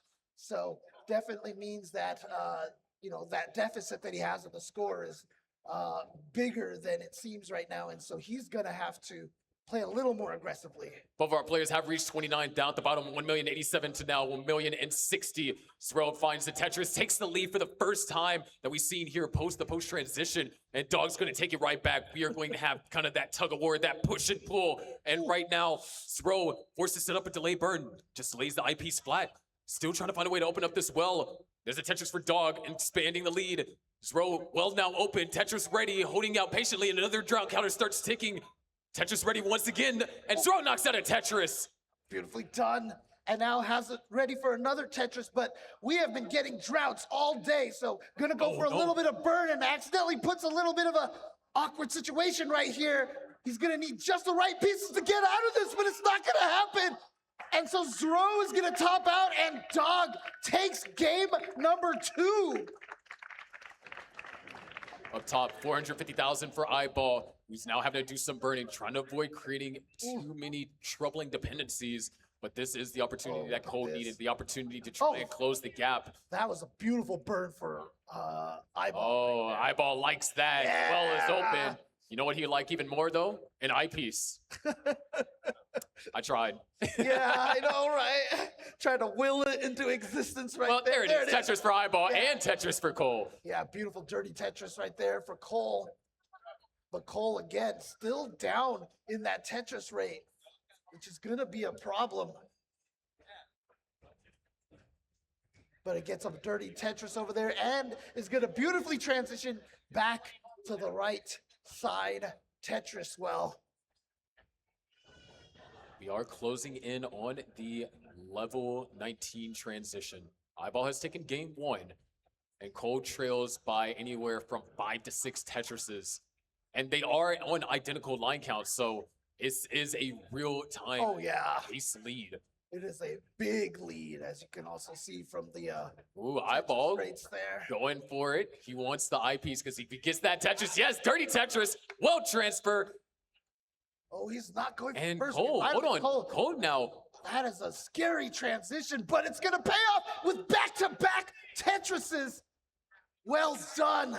iBall couldn't use both eyepieces for the Tetris, but was able to use at least one and finds another usage of the eyepiece right there. Oh, what a micro adjustment by Cole to account for that O piece. That was beautiful. But now he needs that J piece again. And that J piece doesn't want to show up.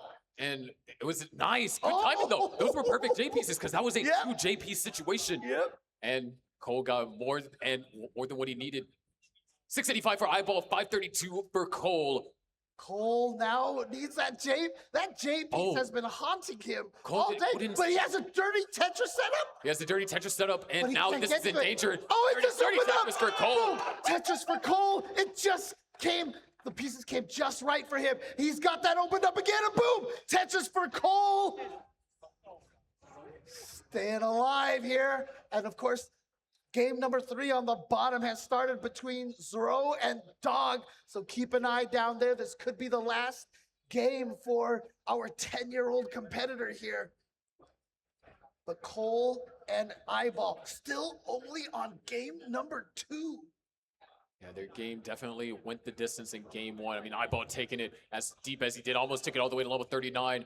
And Cole has been finding some incremental success, has closed the deficit down to just 4 Tetrises, as opposed to the 6 that we saw when we entered level 19. Yeah. And a big chunk of that is just Cole has been stacking up incredibly high, and there was the risk associated with What it. is with the ZSs? There was like 60 ZSs in a row, I swear. That was crazy. And now you can see iBall experiencing that same burst a little bit here. Oh, man. But look at that, beautiful cleaning, beautiful down stacking, but now he needs the L piece. He keeps getting J's instead. Double rotation right there. Okay. Looked like he was trying to convert the dependency, but that's going to help out. Eyepiece Yeah, opens the up eyepiece well. was perfect to get into that. iBall has now Cole. down stacked. Cole has only closed the gap down to just 2 Tetrises. Wow. 29 is approaching. We have 900,000 for iBall, 864,000 for Cole, 138 for Zro, and 119 for Dog. Currently trailing Zro as our players up top are closing in on that level 29 transition. Another speed increase that can be make or break to decide whether or not iBall gets a 2-0 lead or if we split the games 1-1. Yeah, Cole trying to get that Tetris, but it was taking a while. But, you know, the patience pays off. He still has that hole in row number 1, but not anymore.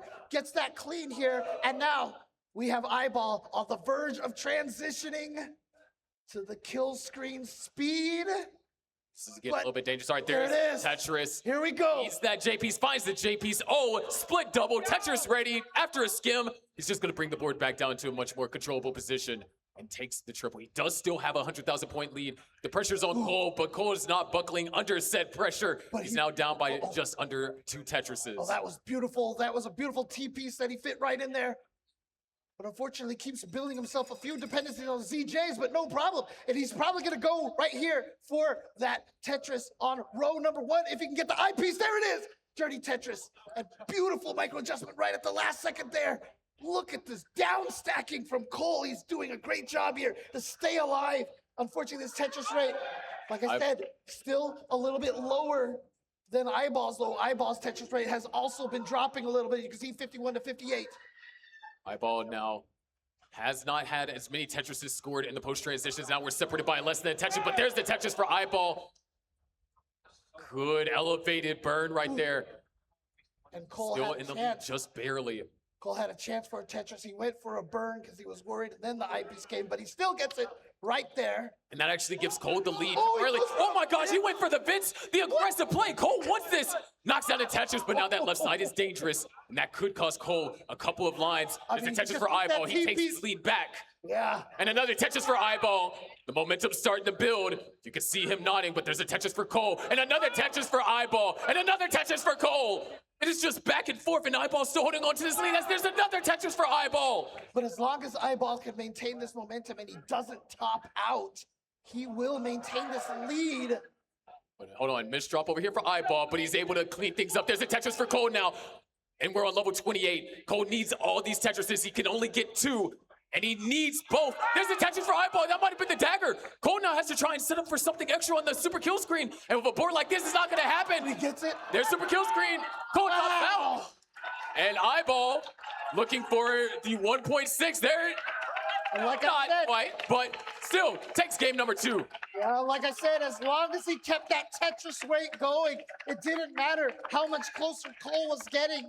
That Tetris rate tells you everything. If he cannot get the Tetris rate up to tie up iBall, he cannot win when it gets to the super kill screen unless he can survive at the super kill screen. But these matches have been so close. Well, something that's not necessarily super close right now is this game at the bottom. Zrobot with an 89,000 point lead on Dog. He has to win this game in order to keep his tournament life alive here. And Zro, a little bit of hesitation there. Yeah, Doesn't a see little the bit of immediate solution. He wants that T-piece. Fortunately, does get it, but it's caused his board to be a little bit messier here. He's looking for that L piece, which he finally gets now. Meanwhile, Dog just opens up that well, gets a Tetris himself. But of course, as you can see, they are just about ready to transition to 120 lines each. Oh, great pieces for Zrobot. Yeah.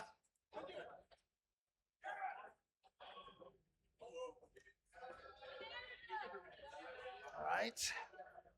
Dog, Tetris ready.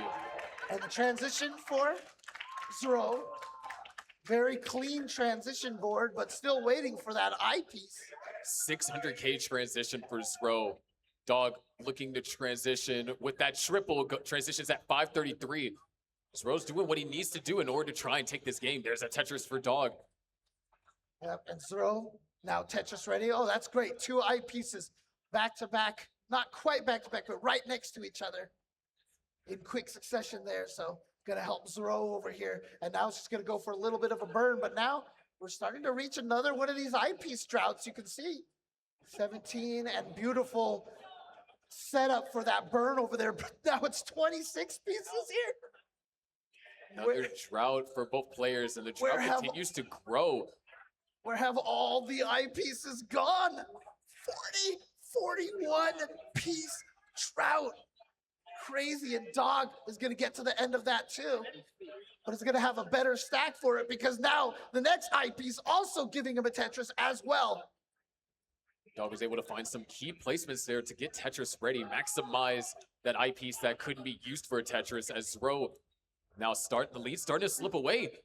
Hasn't gotten in any real trouble. It's just that Dog has been able to capitalize on these micro inefficiencies. Yep. That's all it's been. It's just been small things that Zro has not been doing that has allowed Dog back into this game to be trailing by less than a Tetris at identical line counts. Yeah, Zro has had a lot of eyepieces, but he just hasn't been able to use them to get these Tetrises, and it has allowed Dog to get that Tetris rate much closer. And now, all of a sudden, when he is Tetris ready, there's another drought. But finally gets that Tetris, and remember, Zro has to win this one, or he is out of the tournament here. We saw an almost comeback from that down 0-3.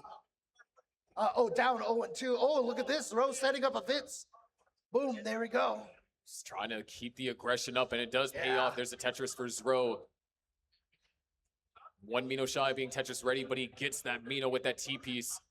900,000 for Zro, make that 932, 879 for Dog, trailing by 86,000 points as Zro knocks down another Tetris on level 27 up top. 99,000 for iBall. A little bit of a precarious situation developing. Yeah, the hard part right now is that you know how efficient Dog can play at kill screen speeds. So you feel like you have to be aggressive. Zro has the higher Tetris rate right now, but this is looking a little bit dangerous. Oh, I know that game. He's able to find a couple of singles, eyepiece dependency, but it gets filled. Good burn so far. LRJ finds the L. Both our players down at the bottom closing in on transition. Meanwhile, iBall is trying to find ways to navigate through this. Good alternate burns. Yes. There's another one. Perfectly timed. Another L is going to be helpful. Finds that L, finds the J. She's going to burn this all the way down. One more J or an eyepiece, and iBall is back to a neutral board.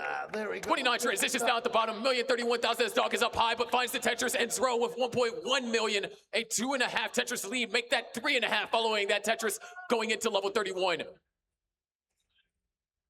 Another Tetris for Zro. He's putting on the pressure on Dog. The first 2 games, Zro's been the first to top out. Dog has kind of been able to cruise, but now in this game, Zro hits the piece over there to the left. But now he can get the eyepiece over there if he can roll just right. There it is. Crucial 5-tap hit over there for Zro. Still trying to keep hope alive, though. Dog down by 120,000 points on the kill screen speeds. This is unprecedented in the round of 32. Dog not able to get a piece all the way over to the left. He's going to have to hit this 5-tap. This is crucial. 5-tap is hit over there for Dog. Zro, though, with a clean board, looking to try and continue to pressure Dog, looking for the J. Doesn't find it in time. Has to go for alternate solutions. Sets up a beautiful delay burn for Zro. Oh my gosh, that was insane. But he still needs the eyepiece, and the eyepiece doesn't get found. Zrobot running into misdrops. Oh boy. He's gonna top out at 1.35 million. Dog needs 2 Tetrises. He's set up for 1. And that's so frustrating when you get such a great burn like that, but then afterwards just top out right Dog away. needs this eyepiece. He needs it. Finds it. There's the Tetris. Okay. He's only down. He just needs 1 Tetris here. Actually, he could. The triple. Look at that. There it is. Dog does complete the sweep, but it was not an easy sweep whatsoever. That game 3, Zro pressured him. Yeah, and I mean, you know what? How many times can you say it, Dog, in a match that he's played at CTWC where he's down by 100,000 points? Yeah, and then, I mean, I do love, we can actually hear the players a little bit here, but I do love the fact that, Dog recognizes the talent that Zro has, and, he knows that Zro is going to be a tough competitor for a long time to come. I love the sportsmanship right there, and I look forward to seeing Zro. I mean, he's 10 years old. Imagine 11 years next year. I mean, sky's the limit at this point. Oh, nice adjustment over there for iBall. Once again, we are in this a very familiar position that we've seen in a lot of our round 1 matches. Game 3, Cole needs to win this in order to keep the match alive. iBall needs to win this to guarantee that he moves on in the top 16, which that's a scary top 16 opponent because if iBall does win this, he will play Dog. Yeah, we had a little bit of a spin right there from Cole, resulting in this situation over here. He's going to be able to clean it up, but that O piece was kind of a little poorly timed, but he should be able to slide the T piece and then the I piece in there. That was beautifully done. And iBall with and that's a round of applause that you hear right now. Into transition, though. You can hear the Zro chants right now. I love hearing that. 5 lines to go till transition. Cole now the one with a massive lead, over 130,000 points as iBall goes into level 19, up over 50% of the board. Looking for an L, now looking for the I, finds the I piece, filling that dependency over there to the right. Okay. He's finding the burns. Cole also operating off of a dirty Tetris here, row 3. Yeah, okay. iBall trying to find his way out of the situation right here. Okay. Unfortunately, has to block the column on the right over there, but has it open, and that's a perfect piece for him. And now working his way down. Needs another J or an I piece. The I piece double is going to help him clean through. Beautifully played. But now, just waiting for that I piece to get another seemingly drought here. Yep, we're at a 14-piece drought. And he's continually having to clean through this. And now we're at 23-piece drought. There it is, finally. And you can see eyeballs just like, what took you so long? There it is, another Tetris for iBall. The work has begun, but Cole, this is the slowdown that iBall needed. A lot of efficiency was lost there, as now Cole is going to be also forced to use that I piece to fill in dependency. Oh, but what a back in the scoring position.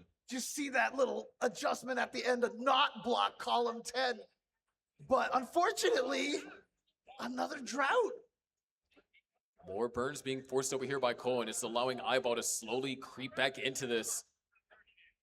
621 for iBall, 728 for Cole.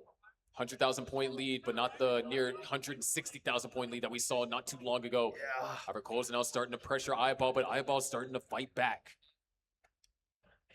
Yeah, again, got to.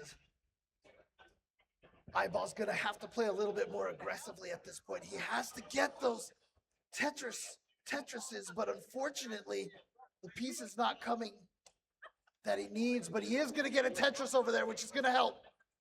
iBall would love to get a couple of pieces here. He's not finding that L piece that he was looking for, but does get an I piece, and that's actually better. Immaculate board resolution. I love good burn. I love Needs the the C that, piece. that iBall talks himself while he's playing, you know, kind of motivating himself. Tetris. But again, 47 Tetris rate to 62% Tetris rate, which means even if they both play at the same pace all the way until the super kill screen. Good adjustments over there from iBall. You can see he was satisfied with that. But Cole, doing what he can, this is what he needed. A game to where he has the advantage going into 29. A game where he can at least extend his stay in the tournament for one game longer. But it does come down to that 29 play. Cole didn't take it all the way to the end. Or no, he did. But it was just the lack of efficiency in the latter levels that cost him. Yeah. There is 1,000,000 points over here for Cole.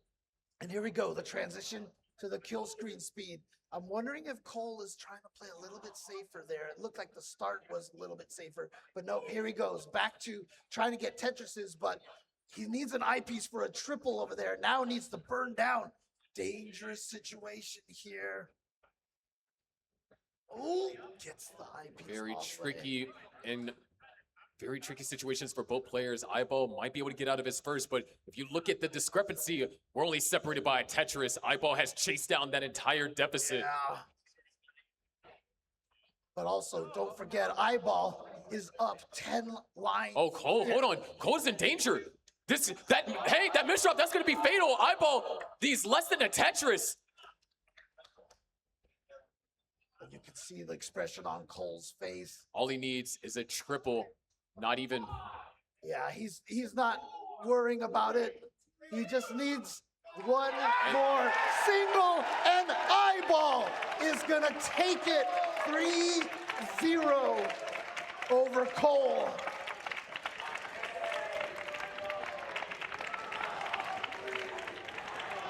But a beautiful effort there from Cole. Did really, really well there. Ready?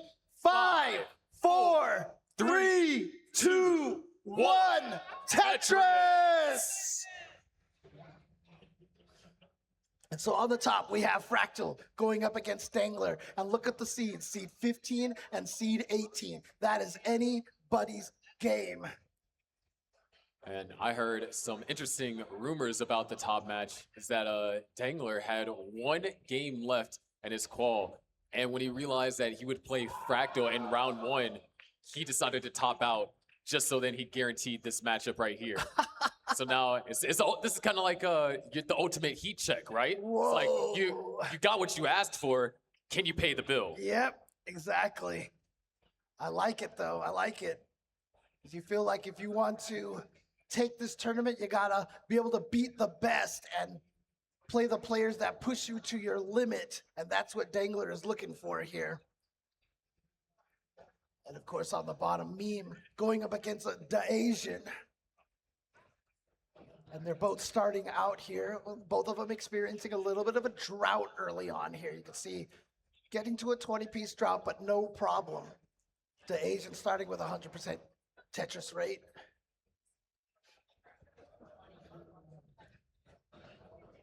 Had to do a little bit of a burn right there, but he has himself Tetris ready. Meanwhile, Fractal and Dengler up top, you can see right there, Tetrises with the same piece. Nice little tuck right there from Fractal. Has himself Tetris ready again, but he needs that eyepiece. There it is. He's gonna get a Tetris to get to 36 lines. And Dengler, just about 4 lines ahead with 40 right now.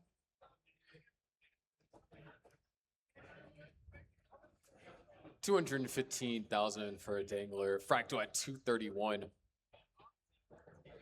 And really all of our players above 200,000 at 40 lines, which if you're having, paces like that, generally that 100,000 every 20 lines, you're aiming to transition in that like 650,000 range, which all these players are definitely capable of that. Oh, yeah.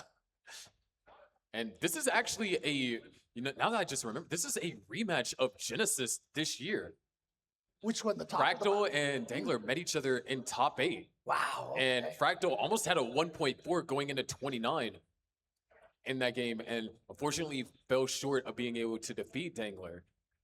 It was the first time that Fractal did not, I believe, make top 4 going into the Genesis Open event. So this is a chance for revenge in Fractal sense.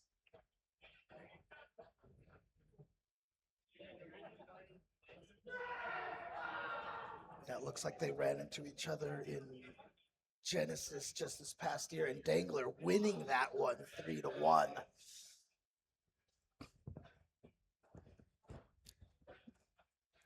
Fractal, though, playing extremely efficiently here to start. But has a little bit of an awkward situation. Is going to go for the double L on the left side over there. Actually, he's get the I and the J and the O. Oh, that's beautiful. Perfect timing. And it's going to be able to tuck that S piece right into the right. Meme running into a minor turbulence here. Does have the well open temporarily, so covers it up. So now this is a chance for DaAsiann to increase the lead. Finally, the eyepiece comes, but not when either of those columns were open up. But oh, actually, Meme actually looks like she's trying to go for maybe a dirty Tetris there. Oh no, gonna give up chasing that right now. Okay. Now it's just waiting for the eyepiece to be able to fill out that right side. No, actually going to go for some of the burns early on here. Does have that open up now, but suddenly a drought. And look at this. Where Meme's doing the best that she can to survive this. It's level 18, so a little bit more maneuverability, but that doesn't mean that you're invincible, rolling or not. And there it is, Meme. And finally, exhale, because I believe, definitely, I mean, I would be holding my breath if it was up that high. 397,000 for Meme. DaAsiann at 503,000, over 100,000 point lead and up top. 516 for Fractal, 480 for Dengler. I always call that the classic Tetris exhale. As soon as you get out of trouble, you see every player suddenly with the opportunity to breathe, and they see that, oh, that all the Tetris players know so well. Eyepiece dependency did get filled up by DaAsiann. Yeah. Meme utilizing this opportunity to close the gap. Going to be a great split burn and sets up for that Z piece, but oh, actually, perfect. And just needs the I piece, and there it is. Boom, Tetris for DaAsiann. We are closing in on the level 19 transition. As a matter of fact, we are there 650,000 for Fractal. Yep. Dengler looking at a potential 600K transition as well. Has 2 burn lines to give. Well, he's ready to go. He's got a Tetris, and there's going to be the transition with a nice clean board. So not we also have transitions at the bottom. Me transitioned with sub 500K. DaAsiann at 608. So DaAsiann really taking advantage of that level 18 portion, but we get into our second stage, so to speak, our second speed that these players are going to be able to play on, which is from level 19 all the way to level 28. That was so beautiful from Dengler. Saw that the eyepiece was coming, adjusted that T-piece at the last second, and built it up just right. And there we go. Tetris ready. Meanwhile, Fractal kind of looking for that eyepiece right now. And he got it, but had already decided to cover up that well, which is fine because he's cleared through there. And boom, Tetris. And he gets the double L as well to fill out that column. Got the J piece to fill out the leftist and as well. So 795 for Fractal. Dengler not too far behind at 759. Yeah, that little bit of cleaning stint from Fractal right there is going to give Dengler a chance to catch up. You can see 79 to 81% Tetris rates. They are neck and neck. There's another Tetris for Dengler. Misses the spin. Was still able to kind of stay within this 1 to 2 Tetris range. Down at the bottom, Meme has recovered a lot of the lost efficiency on level 18. Yeah, they're pretty much neck and neck at this point as well. But Dengler having trouble finding stuff to fill out. Oh no, this is a problem right here. Couple of mistrusts from DaAsiann. Now is up incredibly high, looking for good burns. Good T-piece. Eye finds its mark over to the left, then to the right. A nice skim. There's a second burn line. Eyepiece comes, not wanted yet, but that one is going to help. Good burns over here for DaAsiann. Well, looking to be open. Oh, nice. There we go. There it is. Tetris over there from DaAsiann. Bring the board back down. Fractal at 1,043,000. Yeah, but DaAsiann's not out of the woods just yet, as you can see here. Still trying to clean, forced to cover up that column a couple of times over there. That number 8 column finally gets it open and now has to get through column 9. And there's the piece that he needed, the Z piece. And so Tetris ready once again. But where is the long bar? There it is. Boom, Tetris for DaAsiann. Memes. Oh, Dengler, a couple of issues have arisen. He has max, but now looking for some trouble here. Or trying to get out of trouble, not looking for trouble. It's an adjustment. I mean, you could say by wanting to challenge Fractal, maybe he was looking for some trouble. In that case, he definitely was looking for trouble. Yeah, and there we go. Finally, a good L piece to burn out on column 1 and 2. And look at that, opens it up, and he's got himself set up for a dirty Tetris. Boom, Tetris for Dengler, back to a neutral board. Fractal has now reached level 29 speed. Both of our players out the bottom has reached 29, and Meme needs to get this 5-tap if the eyepiece comes. This is going to be an incredibly difficult one to hit. Meme gets it over. Very crucial, hits another 5-tap and another one for safety measure. But now Meme just needs to downstack. She has been able to gain the lead. Now needs another eyepiece. There it is. Meme. Wow, look at the speed playing there and the height. All players able to survive here on the 29 speed. There's a Tetris for Dengler, down by 178,000, but knocks down another Tetris. Fractal at level 22, 1,351,000. Dengler at 1,200,000. DaAsiann at 1,081,000, and Meme at 1,066,000. Following that, Tetris goes into the lead down at the bottom. DaAsiann and Meme neck and neck here, equal Tetris rates here. Good drought management. Another Tetris for DaAsiann, another Tetris for Meme. So it's just back and forth. Up top, Fractal experiencing some minor complications, but is able to downstack and follows it up with a Tetris. 1.4 million to 1.27 million. As Dengler still trying to take some burns, does trail a little bit in line. So there is some more scoring potential to be had. However, he's got to get into a scoring position. Another Tetris for Fractal as Dengler. Oh, that hang over there to the right. That could be fatal. With no more burn lines available. Dengler's going to top that at 1,285,000. Fractal is good for game number 1, but down at the bottom, we got to focus because now it's DaAsiann's turn to try and survive this dig. Throwing pieces over to the left. Would love the eyepiece when he blocks up the column. Yeah, after that happened, you knew that there was no hope at this point. And Meme already ahead. And so Meme gonna take game number 1. And so both of these matches finishing at almost the exact same time, as you can see.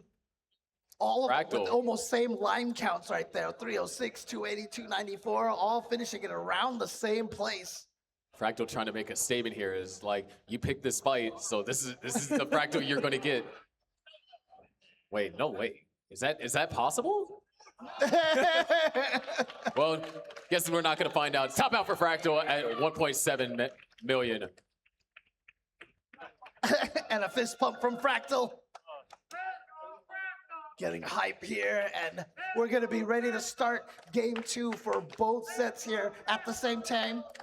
Actually, we're going to be starting Meme and DaAsiann first right there as the judge gets the count here. And now we've got a count ready to go for Fractal and Dengler as well.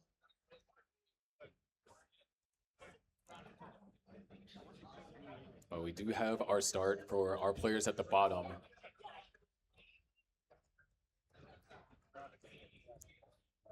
It's always interesting because like sometimes you could hear the players talking to each other in the middle of the match. Again. All right, there we go. We get Fractal and Dengler starting their matches here as well. Both of them starting exactly the same. Finally, a little bit of a divergence there, and we'll see how those divergences affect their play as we continue forward. But again, simul Tetris for both of them at the same time. Look how high the stack that they're building over there on the bottom match. And the danger hits the T-spin. Able to find 2 crucial burns. Now needs to get the well open. Would love a J piece. Instead finds the Z piece. Good burns. Nice flat placements. Have not been able to use the eyepieces where they needed them to. But look at this. DaAsiann actually clearing out pretty well here. Meme still working on the stack, but that Tetris is going to help. And like the second game where you've seen Meme have to dig through something very dangerous on level 18. And throughout all that, because that drought was experienced by both players, the Asians only up by a Tetris. Yep. Both of them had to deal with that situation right there. Right now, of course, the Asian with a cleaner board, but it is still extremely early. And there you go, both players with their boards Nice 5 below by turned to me. neutral. Meanwhile, Fractal waiting for that O piece, gets it. And Meme with a hole built up in column number 1. Actually, those 2 eyepieces worked out great for that. And now look at that, beautiful down stacking from Meme. Very efficient. Has allowed the Asian to build up a little bit more of a lead, around 2 Tetrises, potentially. Well, the Asian's not getting a J or an S piece. I know, That's right? that's generally what you would need in order to deal with that particular chasm. And now these holes are just continuing to kind of grow. Yeah, unfortunately, by not getting that piece that he was looking for, it is going to basically stab at his Tetris efficiency here, his Tetris rate. He is set up for another Tetris. Doesn't put the O piece on the right. He was trying to keep it as that right side as low as possible so he could transition back to the right side Tetris. But unfortunately, again, we've seen this happen to DaAsiann a couple of times where the pieces just haven't been, he has a beautiful setup, but the pieces just haven't been working out for him. And so as a result, Meme now has a higher Tetris rate than DaAsiann. And DaAsiann having to do some cleanup here and forced to put, oh, that was a nice little spin there. But again, it was a great spin, but then the pieces following up didn't really get him much afterwards. And again, another S piece. Where do you put that S piece? 299, make that 322 for Meme, 280,000 for DaAsiann. And despite both of our players up top starting later than our players at the bottom, 367 for Fractal at a 96% Tetris rate, and Dengler at 349 at an 87. So considering that these 2 players, especially, Fractal in the past, where I think, that Fractal scored, like, what was that? Almost 100 lines perfect in a tournament match. And then Dengler, who's gotten the perfect max before. These 2 players are known for being able to really put some pace together on these lower speed levels. And they're seeded 15 and 18. I mean, that's crazy. All right, so Fractal needs that LJ, but he needs the L first. And they are not giving him that L. There it is, finally. And now he might be able to use that S piece tuck. There you go, beautifully done. But creates another hang. Is able to fill that out, and now, yeah, you can burn down through using columns 9 and 10, set up for another Tetris. Beautifully handled, but a missed drop from Fractal right there. Nice spin tuck over there for Fractal. Able to narrowly get this over, but this drought is going to be problematic. Fractal keeps the well open. Beautiful double, keeps the well flawlessly clean, but the drought continues to grow. And there it is, finally. Tetris for Fractal. And Dengler hasn't gotten there yet. He's experiencing the drought himself, and you can see the kind of terror that it's inflicting on his stack right now as well. Dengler it is definitely a work of art. I agree with you there. Yeah. Ooh. All right, finally gets the eyepiece, but Dengler needs to dig through now. That eyepiece is going to help. And yeah, pointing that JP straight down, going to get him right through to open up that well. He's probably going to try to set up for a row 1 Tetris now, and there you see it. Transitions down at the bottom, a 499 for Meme and a 461 for DaAsiann. Both players scoring Tetrises narrowly, or right as soon as they enter level 19. As a matter of fact, already on level 20. And we're about to reach the level 19 transitions for our players up top as well. Fractal's still going to be able to score a 600K transition, but because of all those burns that Dengler spent burning, down by almost 6 Tetrises. Yeah, it's going to take a lot of work to try to make this comeback over here, but as you can see right now, Meme in the lead against DaAsiann here by about 4 Tetrises. A 642 transition for Fractal. Dengler at best might be able to get a 529. Yeah, there it is, a 529 transition. So he's got his work cut out for him on the post transition. Meanwhile, DaAsiann, great survival, nice burns, clean stacks for both of our players at the bottom. But guess what? We are dealing with a drought. And both players were able to capitalize on the long bar and get rewarded for surviving and having enough material on the board. Because, you know, sometimes the long bar could actually hurt if you don't have the right pieces to either score Tetris or even down stack. It's always the worst feeling. Like, where's the long bar? Where's the long bar? And then you have to cover the well. And then finally, when you get the long bar, you have nowhere to put it. It's like the ultimate knife twist. But as you can see right here, Meme with a 65% Tetris rate and DaAsiann with 52%. And they're equal in lines. So the only way for DaAsiann to start catching up or to win this is to increase his Tetris rate or hope that Meme tops out early. But we've seen the kind of player that Meme is. That is not something that you rely on. 853 for Fractal, 748 for Dengler. Meme at 917, DaAsiann falling behind by over 100,000 points at 806. And with all these holes towards the bottom, it's going to be interesting to see how he's going to deal with this. And that Z piece was definitely not a great one. So this is just going to cause the burn to extend itself now. Yep. Okay. And now, finally gets that gap open on column 8 and is just going to have to cover it up a little bit here. Waiting for the J, finally gets it. There's the max for Fractal, and Meme has also maxed with a Tetris to go until level 29 speeds, and has now ballooned that lead up to 230,000. Yeah, over 6 Tetris lead here, and they are equal on lines right now. Meme goes into 29, so is DaAsiann. Both players waiting for, a couple of misdrops for DaAsiann. Yeah, that's going to be it. Meme takes game number 2, and up top, Fractal still has been able to hold on to around a 3 Tetris lead. Yeah. However, Dengler is behind in line, so there's a little bit more leeway. As a matter of fact, we could be looking at some pretty even scores going into 29. Yeah, DaAsiann had a perfect S piece right there to drop into that valley, but unfortunately dropped it one column to the left and it blocked everything. And as I mentioned, when you're playing at these speeds, as soon as the landscape ends up not being what you expected it to be, it can take a lot to recover from that. Meanwhile, Fractal already playing at kill screen speed. Dengler is gonna get there in 2 more lines and he's gonna set himself up for a Tetris here. Nope, he's gonna take the triple. Fractal went into 29 with a 1.106. So Dengler trailed by around 60,000 points going into the transition. So Fractal does have the pace advantage. So now he's setting the bar for Dengler to match. And Dengler gets the bar for that column 3 Tetris. Is now in the process of trying to survive this. Or not survive this, but get this into a Tetris scoring position as he trails in the real time by almost 250,000 points.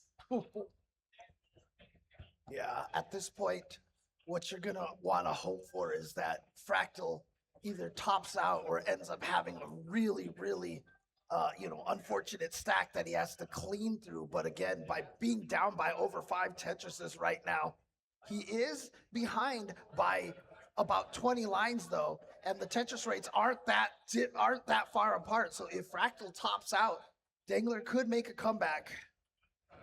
Good survival effort over here from Dengler. Got into a situation where there was a couple dead drops in the center, but now he's able to bring the board all the way down to the bottom. However, Fractal, almost at level, or now at level 36, has a 5 Tetris lead.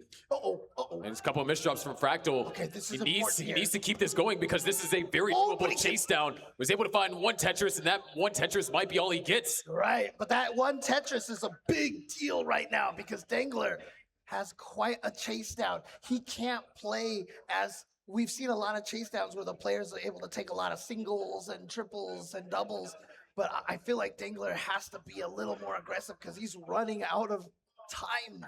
Yeah, Dengler needs 3 Tetrises in order to chase this down and only has 20 lines to do so. So that, there's several misdrops in the center, another misdrop in the center, and another one, hang after hang after hang. Dengler tops out at 1.345. And I don't know, Fate might be playing some humor here because Dengler said he wanted Fractal. Well, he's now down 0-2 and risks getting eliminated out of round 1 in the tournament.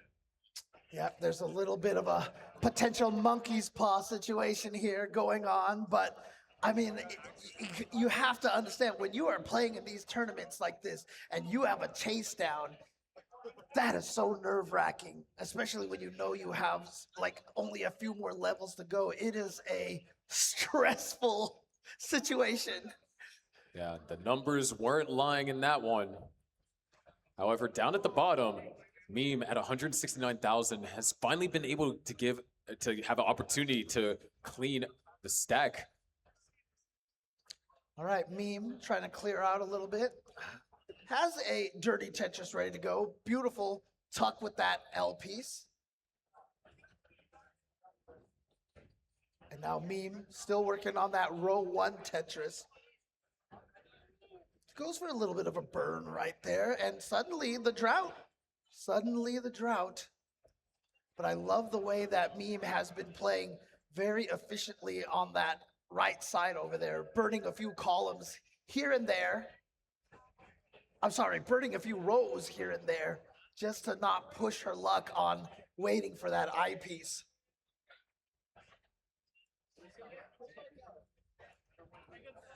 Okay. 269,000 for Meme, 261,000 for DaAsiann, and DaAsiann slightly behind the line, so Paisley very slight, but in DaAsiann's favor. We have an early drought for the both players up at top, okay, but, you know, oh, no, Dengler.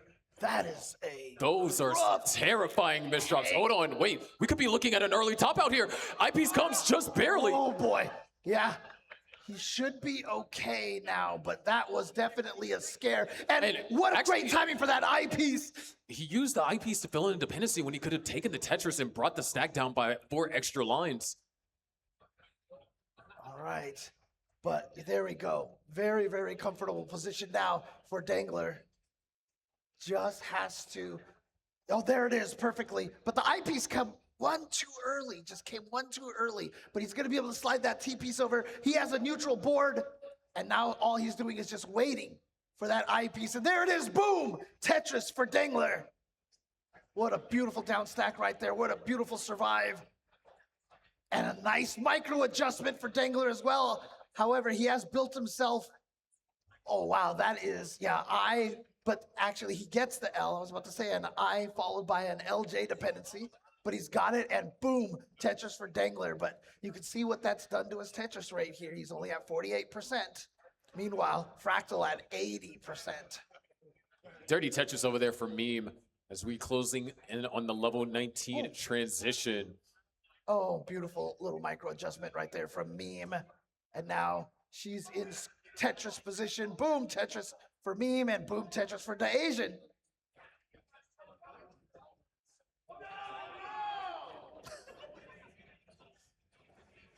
218,000 now for Fractal. Able to have a 1 Tetris lead. There is a transition over here for Meme at 430,000. And it seems like we're having a lot of these game 3s where the player that is on the verge of being swept just kind of like throws all that they have. I mean, we saw this previously with Cole. We saw this with Gwafey. They have that game 3 that can turn the tides. Oh, man. We got some lovely banter going on between our players. Yeah, I know. Everything that they're saying. Dude, can people at home actually hear the banter? I don't know. It's fun. Fractal I love hearing now. it. And you know the crazy thing about it, it's not even the players playing against each other that are talking. It's actually Fractal and Meme talking to each other. Oh, man. Fractal is having to take a couple of burns, but hold on. There is a drought. I did get Dengler confirmation taking the that safe.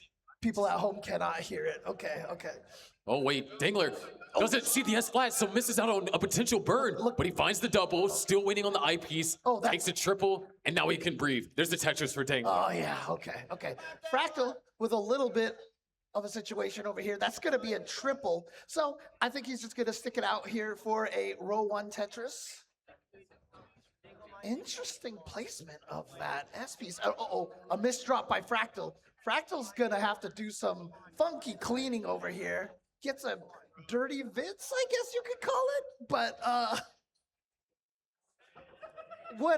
dude, Fractal is doing that is some Frankenstein kind of a setup here, but it's working out. I think He's definitely creating his own monster here and might be able to find a dirty Tetris. Yeah, if that eyepiece wants to show up. Oh my gosh, she's waiting on it.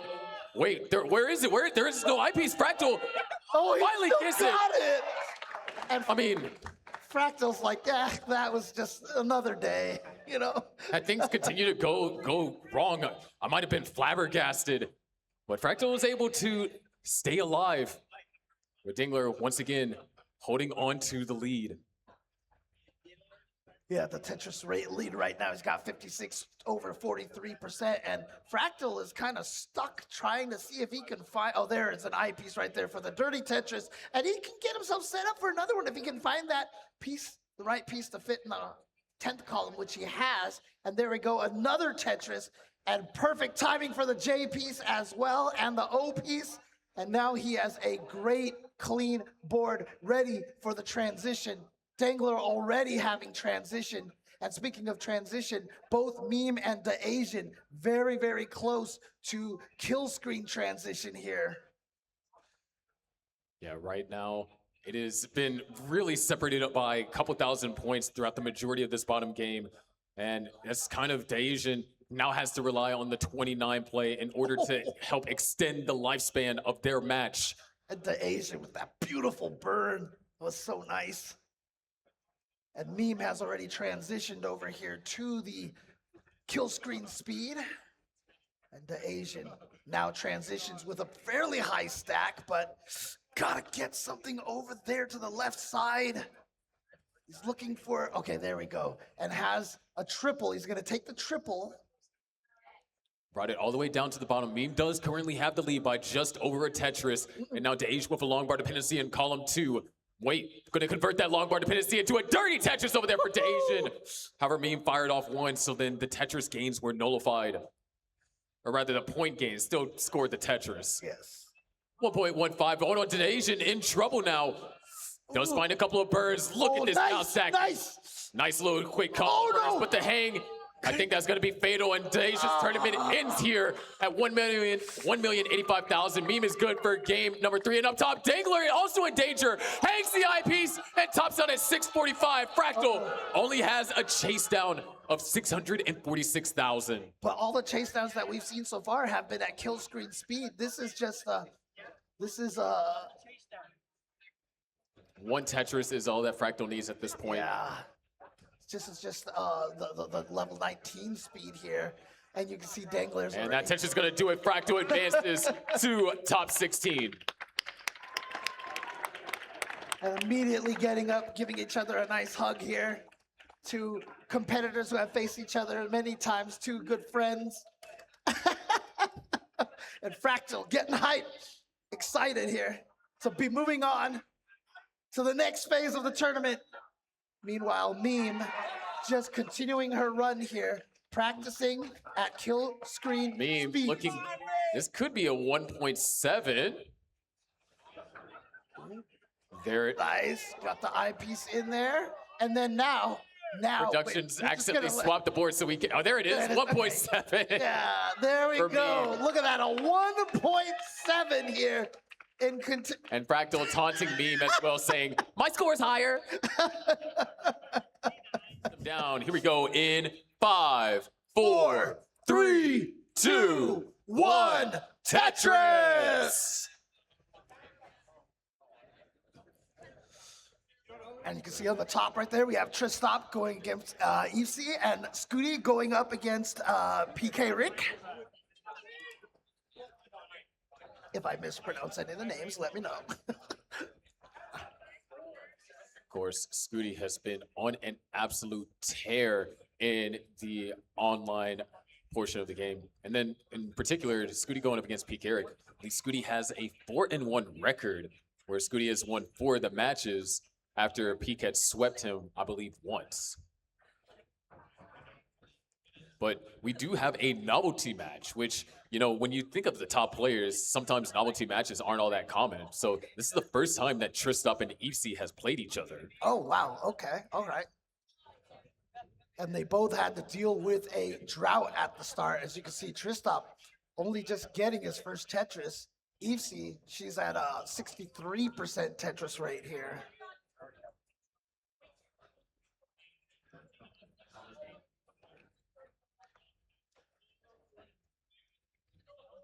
Meanwhile, you can see on the bottom right there, Pkric and Scuti, of course. Scuti gaining worldwide attention, a lot of fame for being the first player to, quote, beat, unquote, Tetris, NES Tetris. Yeah, and just like a week and a day ago, his documentary has officially been made public. Oh, so nice. you can watch it on Amazon Video or Amazon Prime Video. Okay. I think I'll do that as soon as I get the chance, actually, then. So definitely, you know, the momentum going into this, especially with how he has played in CTM and has just been incredibly dominant in online play. Recently, the only player that has been able to defeat him in like the CTM kind of circuit has been Alex T. Everyone else, Scuti has just absolutely destroyed them. Okay. And we saw during the break, we saw a highlight of Alex T beating Scuti. I think that was last year. But also, if you watch that documentary, I mean, don't be confused, because the Scuti that you see in that documentary is a much younger Scuti than we see right now. And of course, Tristop, one of the players who has also crashed the game and got the first ever DAS 1.3. He was the first one that kind of started the wave of players being able to get DAS 1.3, which doesn't sound that impressive with the scores that we're seeing now, but back then it was a big deal. I mean, with DAS, yeah, absolutely. And of course, I still love the fact that Scuti's still rocking the Quaid jacket here. So I love it. With that being said, this has been a very calm game for all of our players. Yeah. Evesy has been able to take just a just under a 2 Tetris lead. 331,000 for Evesy, 289,000 for Tristop, 328,000 for Scuti, and 329,000 for Pkric. Yeah, we saw one very early drought on the upper game, but since then, I feel like there hasn't been any sort of egregious droughts here for either. Well, Evesy now has a little bit of an awkward build and didn't get that SP slid over in time. So Evesy, she's got to do a little bit of cleanup over here. Tristop, beautiful burn right there. I'm liking the way he's finding these skims. And it's just going to opt to take the triple. Not going to hold out for the eyepiece for too much longer. Yeah. And good thing, because we are walking headfirst into a drought. Yeah, both players going through this drought right now. But Tristop gets out of that very cleanly, sets up for a Vince. He's ready to go, but suddenly the eyepieces have disappeared once again. Back to another drought. Sorry, commentators cursed it because I said there hasn't been too many droughts. And now, back-to-back droughts for the top game over there. And it's interesting because Tristop has just been constantly burning through there. Finally gets the eyepieces to get that Vince, and then the second eyepiece for the Tetris. Nicely done for Tristop. Good patience, good burning as well. We are closing in on the level 19 transition. Our players up top are around 30 or 25 lines away. Players down at the bottom are 30 lines away. Yeah, they both had, the players on the bottom had a almost 30-piece drought just then as well. So I apologize. I will never mention anything about fewer droughts ever again. Commentary curses here. I mean, you have a pretty shockingly bad history of commentary curses. I do. I really do. Not even just here for Tetris. Trust me. Oh, man. But with that being said, Tristop still being forced to burn. And, you know, Tristop, player in prior CTWCs, especially in 2024 and 2025, you know, was able to defeat Scuti when they were filming the documentary. And then last year was the first person to ever knock out Dog before he reached the semis. And just an indication of just how strong all the players are and how hungry they are as well. They are not satisfied to watch some of these newer players, you know, well, new at the time players, you know, like start to dominate. They want to take him down. Evesy in some danger here, needs an eyepiece, finds it, big split double. Good down stacking, a nice flat eye burn. Oh, needs an Still- INJ, but Oh, actually, that's gonna be perfect. That's great. Set up Now- for the dirty Tetris now, and there it is, dirty Tetris for Evesy. And I love that knowing nod from Evesy. She's like, no problem. Tetris for Tristop, going to take the lead, but also have to do a small amount of burning. Meanwhile, down at the bottom, 733 for Scuti, 677 for Pkric, and these are scores at level 20. Yeah, you can see right there, 84% and 76% Tetris rates. So efficient between the players. And Pkric slowly trying to catch up on that Tetris rate right now. And of course, at the top, same kind of situation. I mean, Scuti has a small lead over Pkric, but Tristop and Evesy fairly neck and neck right now in terms of their score and their Tetris rates. Right now, Tristop forced to take a triple. Does get the well open following that Z piece. But Evesy has been able to take advantage of those eyepieces. And oh, nice pullback for Tristop. Help boosting the efficiency and bring us down to only a 280 point separation there for a second. Okay. Oh, T-piece is great, but now had a little bit of an awkward dependency, forced to go for that overhang setup, which means unable to throw that eyepiece to the side. Yeah, rather fill out that column on the side than to actually take the Tetris and down stack a little bit, because the stack was pretty low, but right now has to find a way to get in there. Needs that J piece perfect timing, but the I piece just one too early, but still manages to get the Tetris. Tristop back to a neutral board.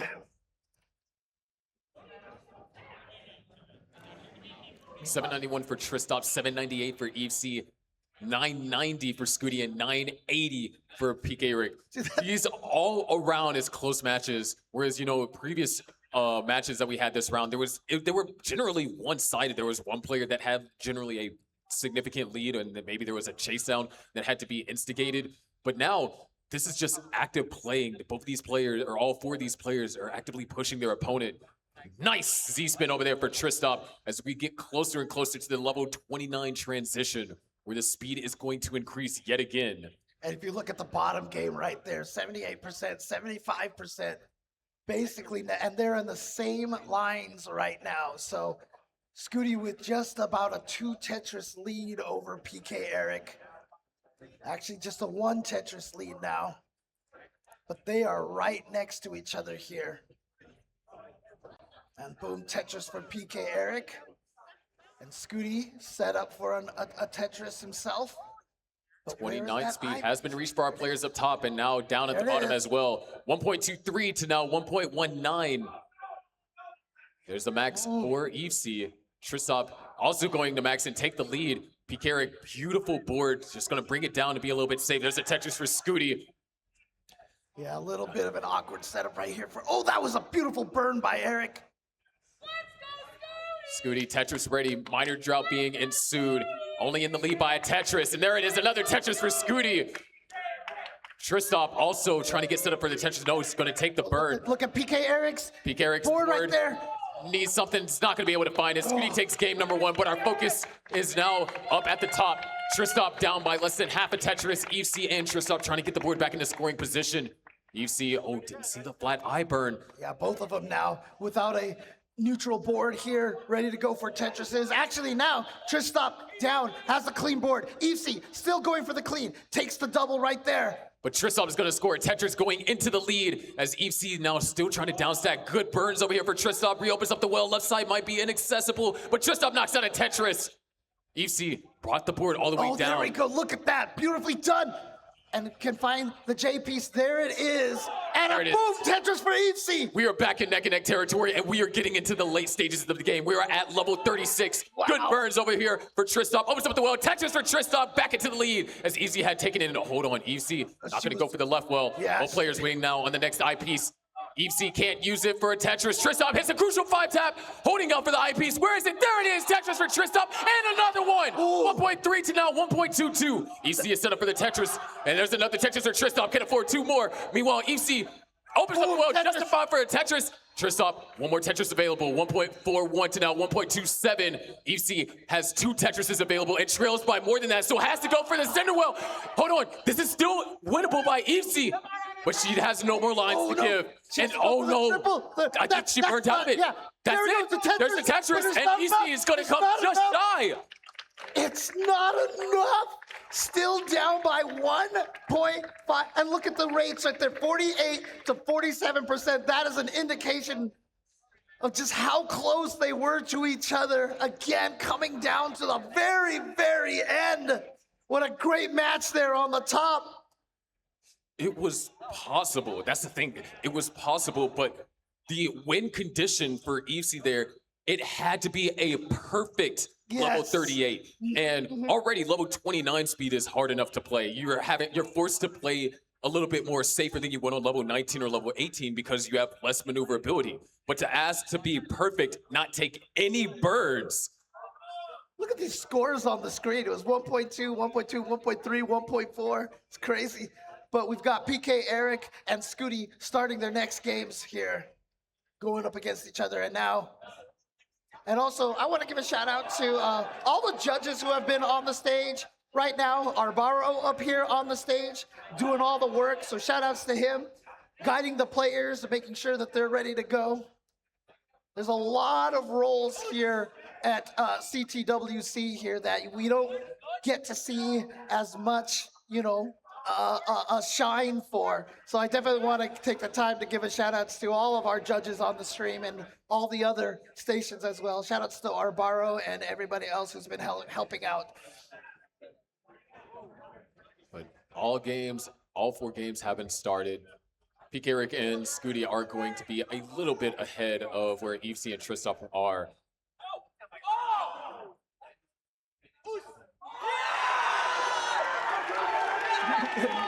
There is some action happening on CT2. Yep. So if you're watching this, also make sure you have Classic Tetris 2 pulled up because there was some stuff that happened. No spoilers here. Oh yeah. And you even see some of the players actually turning around and looking, saying, like, what happened? What happened? Who won? But both our players on the left, nice dirty Tetris over there for Tristop. Both our players on the left have won the first game. It was a very close game for Tristop and Evesy, and Pkric was just unable to really get anything going in the latter part of the match, talking about like post 29.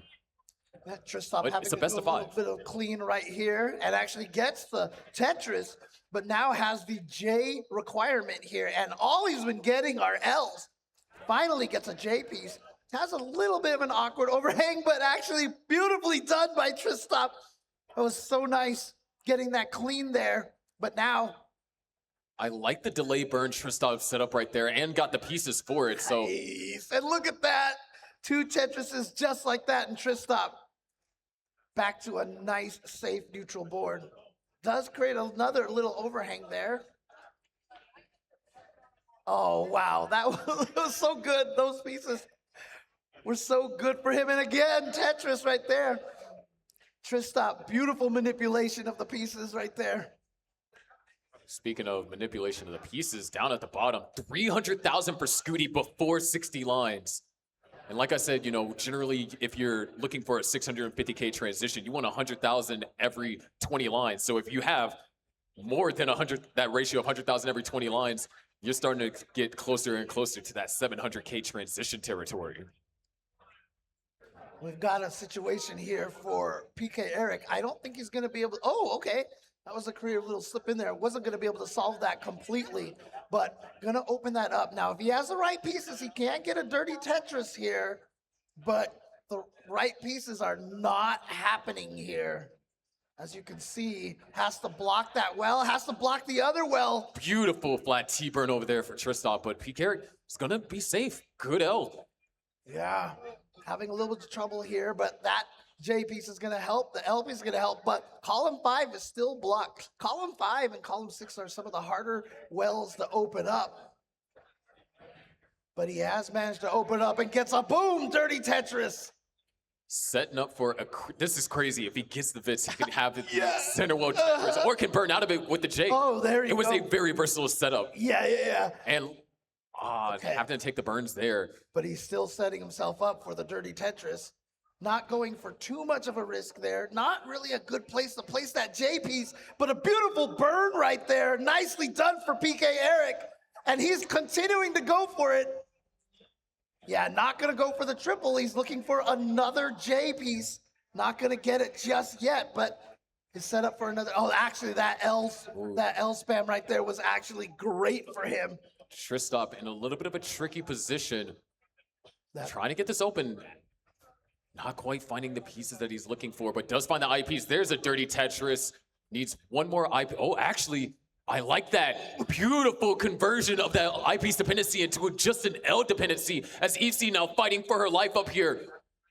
Meanwhile, Pkric with 3 or 4 or maybe even 5 dirty Tetrises in a row in that one column, and he's still going for it. No, finally does a little bit of cleaning. And Evesy, she's actually gotten out of the situation as well. And now, boom, Tetris for Evesy.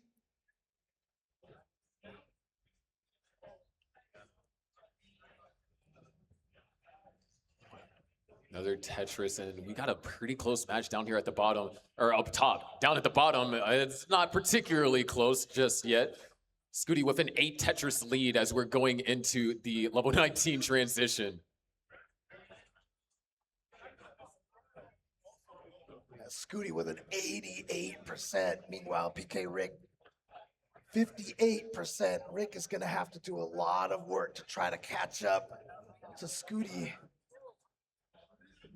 And now that they're at the kill screen speeds, oh, I'm sorry, the first transition speeds,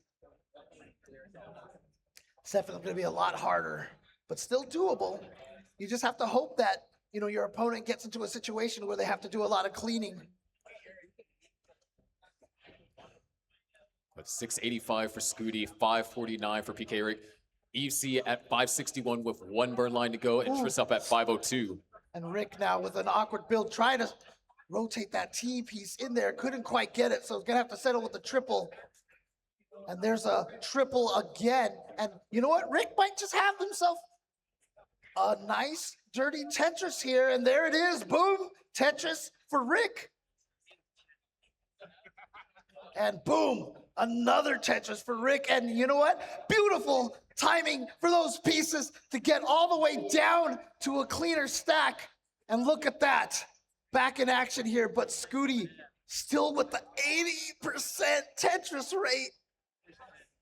Unfortunately, this means that Rick does have to be very aggressive here, because even just hoping for Scuti to top out or just have a misdrop or something isn't enough. 682 for Evesy, 650 for Tristop, down by just over a Tetris. Meanwhile, Scuti at 885. That lead of around 8 Tetrises has shrunk down to just under 5. So Pkric putting in the work.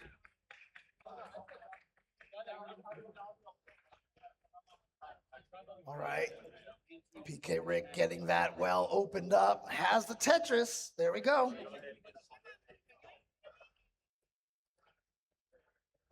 But again, Scuti has just been playing so clean.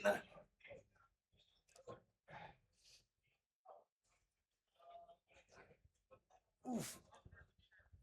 But unfortunately, like I said, Pkric is really kind of doing a chase down already here. We are closing in on the level 29 transition, and Scuti still holding on to a 200,000 point lead. We are looking at 1.2 in the 29 territory, and this isn't a bad game for Pkric. It's just not Scuti's game. I mean, we're looking at a max going into 29, or not going into, but before 29, which by normal standards, that would be a great game.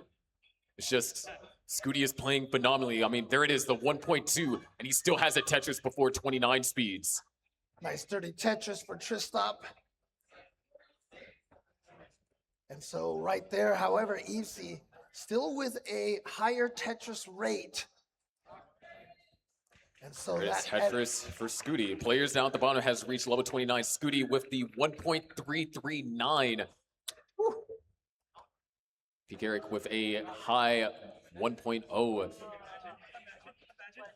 Scuti just looking for the right pieces. Finds there's another Tetris for Scuti. Pkric is still surviving, but not able to find any success with pieces. Whereas he was down by 4 Tetrises going into 29, he's now down by 8. Yeah, and that one misdrop right there might spell the end of this particular run. Obviously, don't want to jinx him, but oh, beautiful! Got the 5-tapper to the side.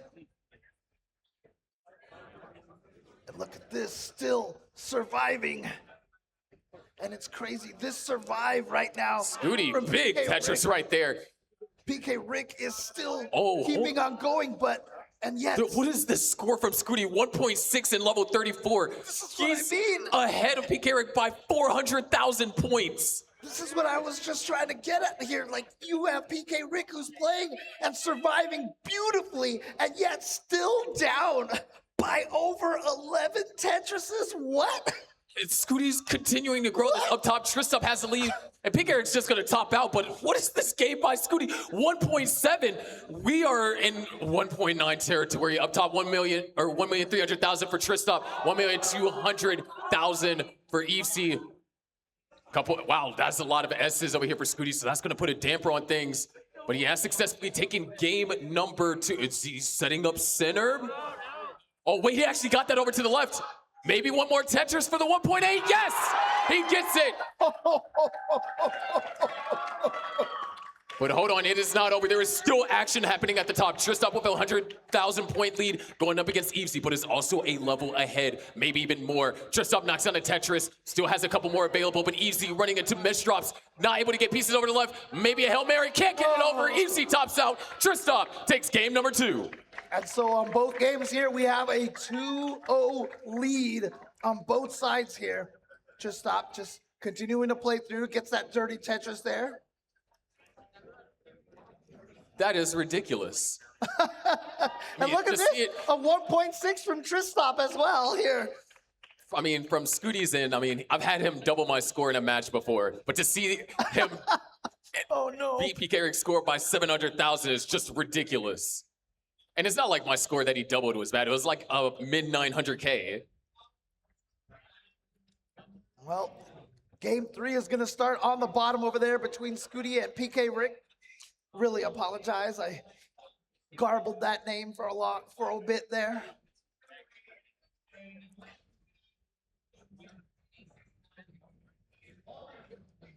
But obviously just going to be a clean start from both of these players right now.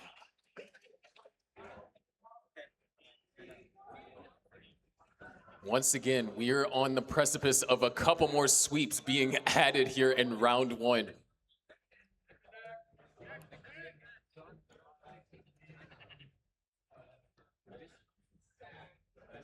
But, And so wow. we have the game atop starting as well. Both Evesy and Pkric have to win this one in order to stay alive in this tournament. We had a 2-0 lead whittled all the way down to a 2-2 tie, but was not able to be completed. Can Evesy or Pkric be the one to actually pull it off?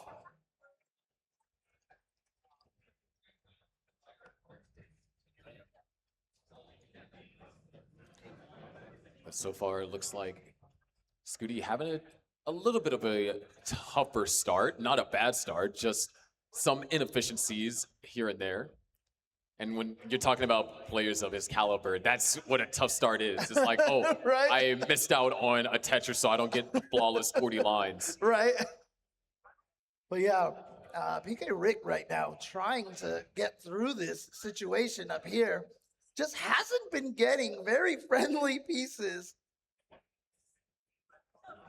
and is actually set up to get something clean, but has to create a bunch of gaps over here. Gonna try to get through here without trying to lose too much of the Tetris rate. Yeah, so if he can find a piece that falls over there, yeah, he doesn't want to get the triple. That's going to work. But now looking for the J piece, gets the J piece, and there we go. And boom, Tetris for Pkric.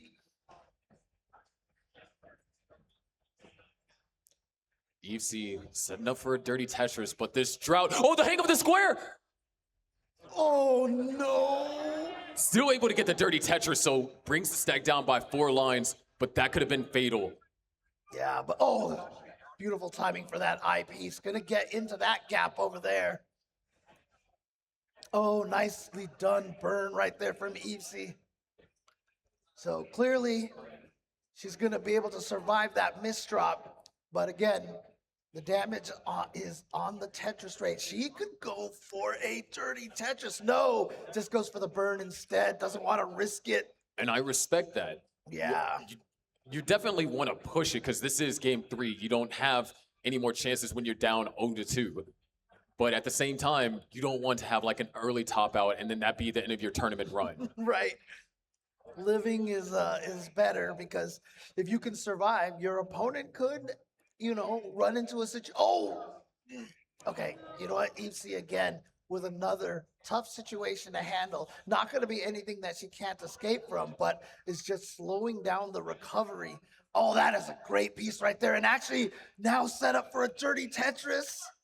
There it is. Boom, dirty Tetris for Evesy. And despite having to do all those burns, only trails by 3.5 Tetrises. Because in the midst of Evesy doing all those burns, there were droughts sprinkled in. And even though that might not directly hurt Evesy, that hurt Tristop's chance to capitalize on those issues completely. There is another Tetris for Tristop. 339 for Tristop, 259 for Evesy, 413 for Scuti, who's now been able to usurp the lead from Pkric, and 395 from Pkric. Yeah, and Evesy, once again, back at the top over there. Didn't see one of the next pieces coming right quick enough, but gonna be able to continue to burn here again. She's still safe, but you can see right now this drought all of a sudden out of nowhere. 20-piece drought. Finally gets one, but her Tetris rate down to 41%. Meanwhile, Tristop still running along at 75%. On the bottom, of course, you see Scuti and Pkric, both of them pretty close to each other right now, neck and neck in terms of the Tetris rate as they both go through another drought but a very short drought, but it's 71 to 67%. There we go. Beautiful split burn for Scuti. And now Scuti's all set up for another Tetris, but seems like we're going through a mini drought. Nope, not even a true drought right there. Got the eyepiece. But 67 to 68%. Truly neck and neck between these two players. You see the lead bounce back and forth between the players.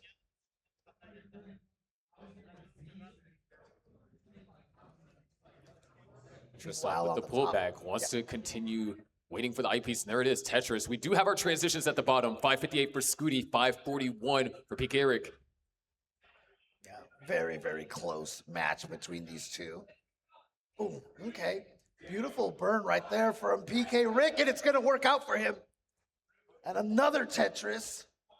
And so now Pkric takes the lead, but only by just a fraction of a Tetris. Again, so close between these two.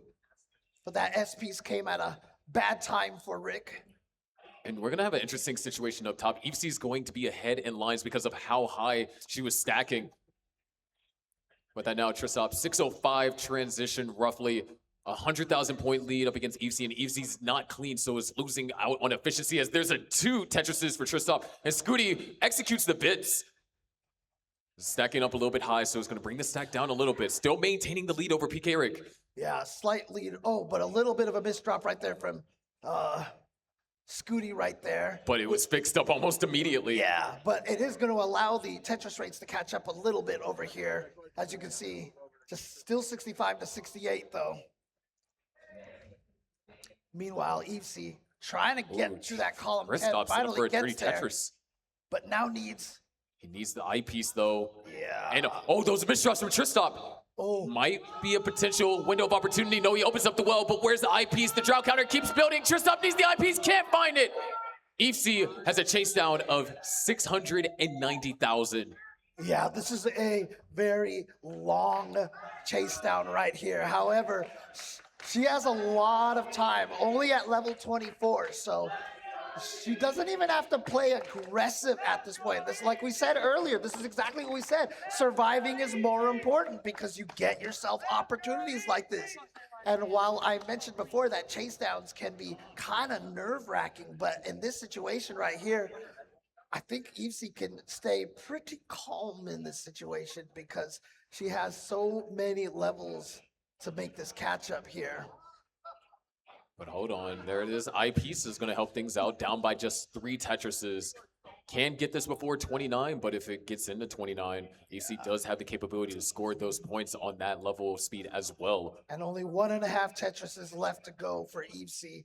And you saw how she was playing. She was just, doing some safe burns. Yeah, you could be, frustrated that you didn't get to put those eyepieces over there. But like I said, nothing to be too concerned about here.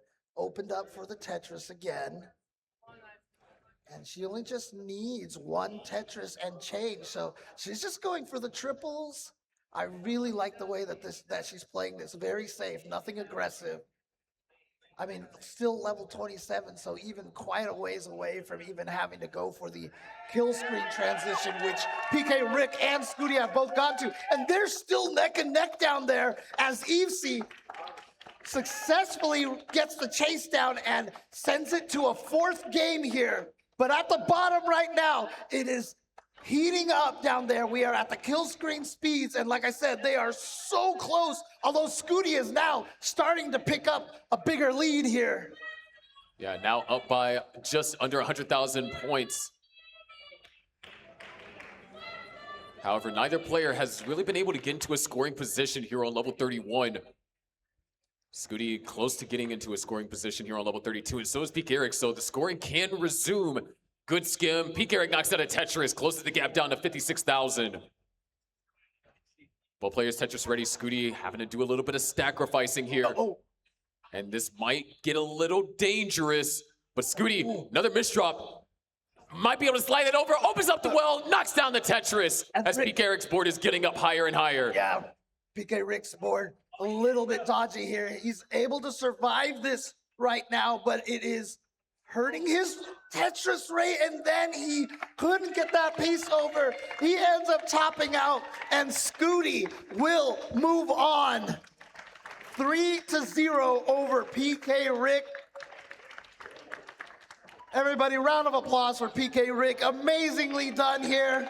Great play. I mean, that last game there, he was right at Scuti's tail the whole time, but it was just, Scuti was just too strong in the end. But with that being said, our attention focuses to our sole match here left on CT1 round 1. Yeah. And again, Tristop versus Evesy. Evesy has done 1 step of the journey. Yes. Brought it to a game 4. Now has to do the next one. Bring it to a game 5. Yeah. And then Tristop looking to win just 1 more game. And if Tristop wins, he will have a rematch with Scuti. Scuti's definitely walking into that one with a chip on his shoulder. And again, just want to take the opportunity, in particular, to apologize to Pkric himself for you saying the wrong name for a little bit at the beginning there. So, but here we go. We're gonna focus solely on Tristop and Evesy here. As you can see right now, they're both in the middle of a drought. But Tristop there with the 78% Tetris rate.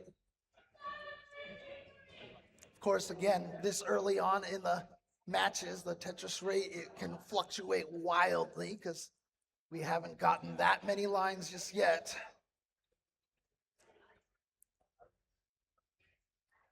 But overall, it's been a pretty calm level 18 so far. I mean, we're only 40 lines in, but there hasn't been any significant drama just yet. Now, Evesy looking for a T-piece. There it comes. Oh, mistimes the T-spin. Didn't quite get that in there. But, oh, what a beautiful sequence right there of that L and J piece to clear that out. Boom, Tetris for Evesy. Oh, nice adjustment from Tristop. Accommodates the O perfectly. No, not going to be able to get a Tetris quite out of that piece just yet. And now there it is. And actually Simul Tetris on the exact same piece. I'm just mesmerized by the way that Tristop is playing. It's very adjustment heavy, and you can see that reflected in how the efficiency has been rewarded. I mean, like we said, that 100,000 every 20 lines. Tristop is finding these adjustments to position his stack to where he's not having to take as many burns to either get Tetris ready or to maintain that Tetris readiness well. However, Evesy is still doing well. 293,000 for Evesy, 352 for Tristop, so down by 3.5 Tetrises.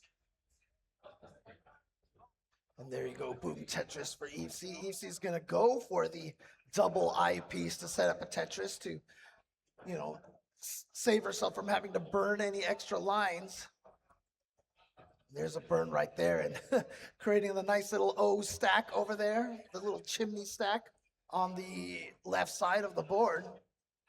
But waiting for a T or, oh no, and just blocked it right there.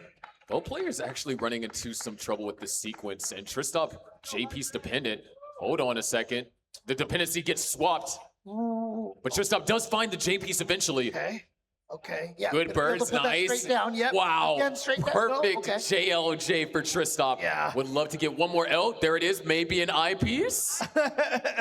Perhaps. That would be the There it way is. to end it, and there it is. Boom, Tetris. Come on, I need that Tristop. I-piece. The board's kind of Tetris-less. All right, a little bit of an extra gap right there for Evesy. He's going to be trying to clean through that. He's going to get to it, but unfortunately had to do it with the eyepiece. Couldn't quite get the Tetris yet, while Tristop bangs out another Tetris. 71% Tetris rate. Evesy at 57. She's either going to have to hope for a top out. Well, they've got a while to go. So Tristop, she's hoping that Tristop has to go for maybe a clean section right now, but he is doing extremely well here with a very, very clean board.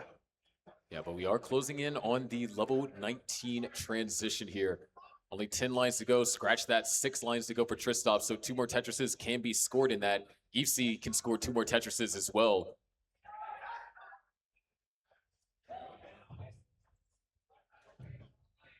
Okay. And Tristop needing to find something to slide into that column 1, gets that, and yeah, you see him place that S piece straight up so as not nice. to cover Look at the that. column. The adjustments, that's what I'm talking about. Oh. Tristop transitions and has 580 in level 20, or not level 29, level 19. Evesy at 525.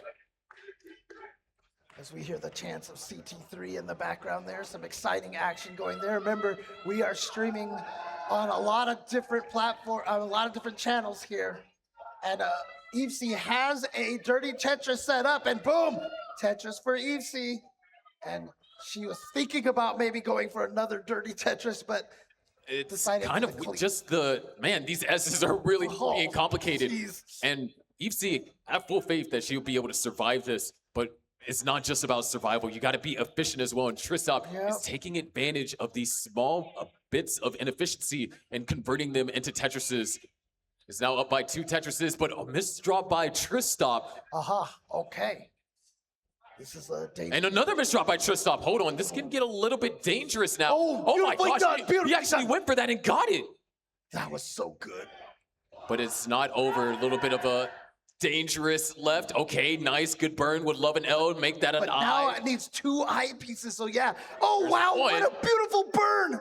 Turned it And into a 1 there's eye the piece other. dependency. Beautifully done by Tristop. And a missed drop right there from Evesy, but cleaning it up, about to give herself a, oh, actually, that's just a dirty double right there, unfortunately. And that's just an unfortunate situation for Evesy. Tristop lost so much efficiency from that dig, and Evesy caught up, and then all of a sudden, Evesy gets in a situation, and Tristop is back to almost a 3 Tetris lead. Right.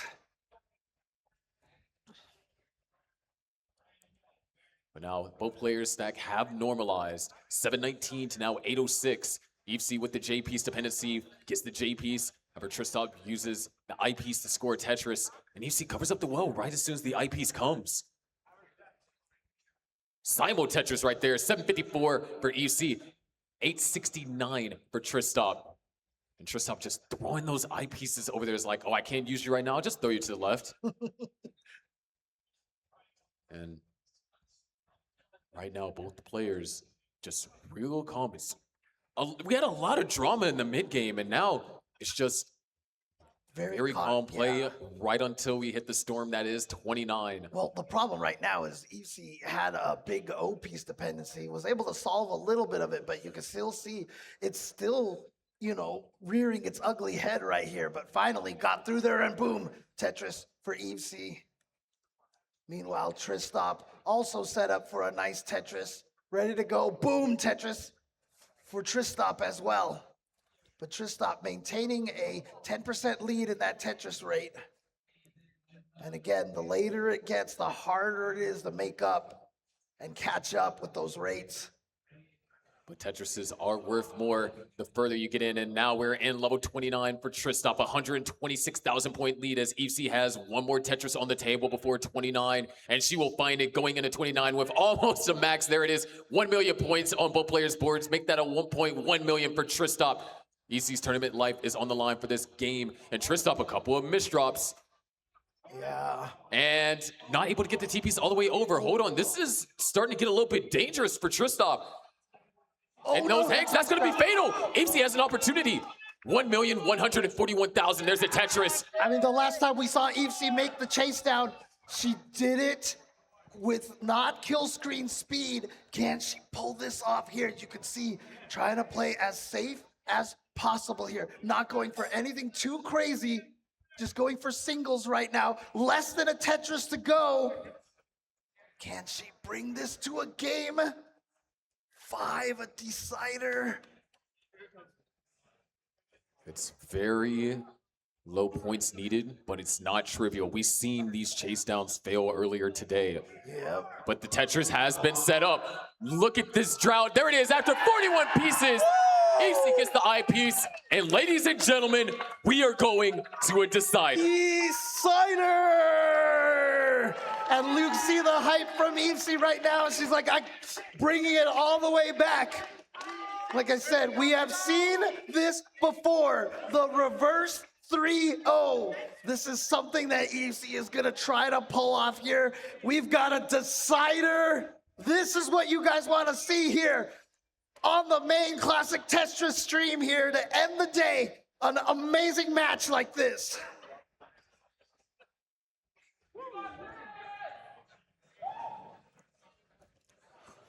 Whew. And you got to imagine both of these players feeling so tense.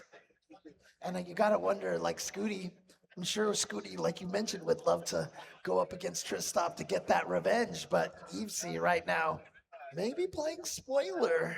It is very possible.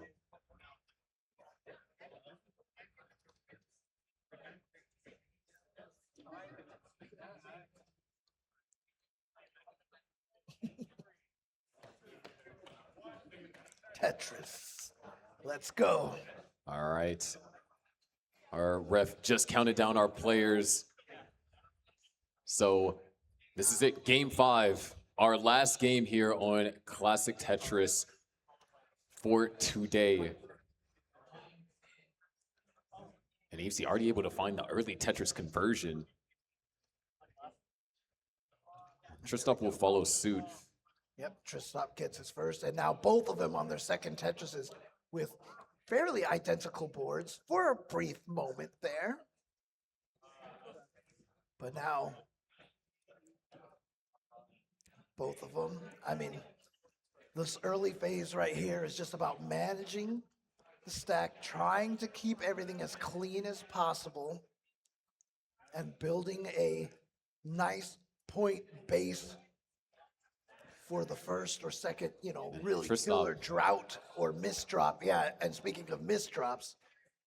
Well, it wasn't necessarily misdrops for him. It was more so like a lot of placements that just didn't work out with the pieces that were received. So it's just a one Tetris inefficiency. Yeah. So Evesy's going to have the lead by Tetris if she's able to continue converting on them. Yeah, I just glanced over and saw his Board not in the greatest of positions. Didn't see the RNGs causing any. Didn't see the causing the problems there. But again, easily handled. Oh, I like that little delay burn right there from Evesy. Tristop now. Oh, beautiful micro adjustment right there from Tristop. And there we go. Boom, Tetris for Tristop. And is basically neck and neck at this point. Good adjustments as well. It seems that despite some like early turbulence for Tristop, things have kind of normalized. I mean, the players are absolutely neck and neck right now. Almost identical Tetris rates, but unfortunately, Evesy having a little strange. Oh, I like that last second rotation.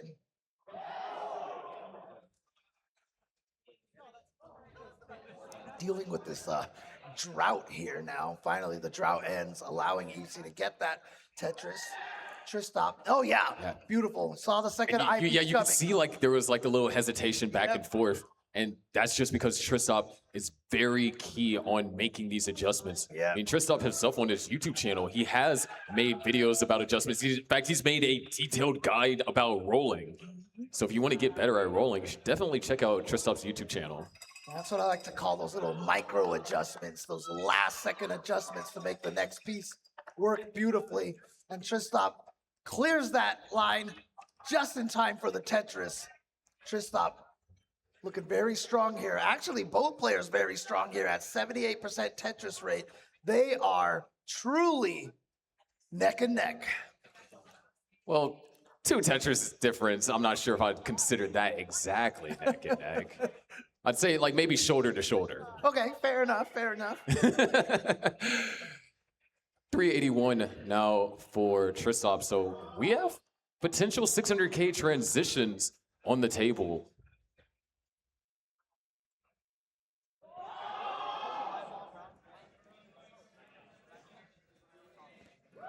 Okay. This situation in the center for Evesy, nice. Finds the correct adjustment. And you know what I like about that too is like just in case you see an L or a J piece come, you saw Evesy keep the T piece like right in the middle. Exactly. And then was able to move it left or right at the last second notice easily. So that was beautifully done. Because, I mean, you have 2 options there. You either keep it in the middle and then you adjust to the rotate like what Evesy did, or you preemptively adjust it, and then if it's the wrong one, then you got to hurry up and hit the rotation button twice to flip 180. Exactly. You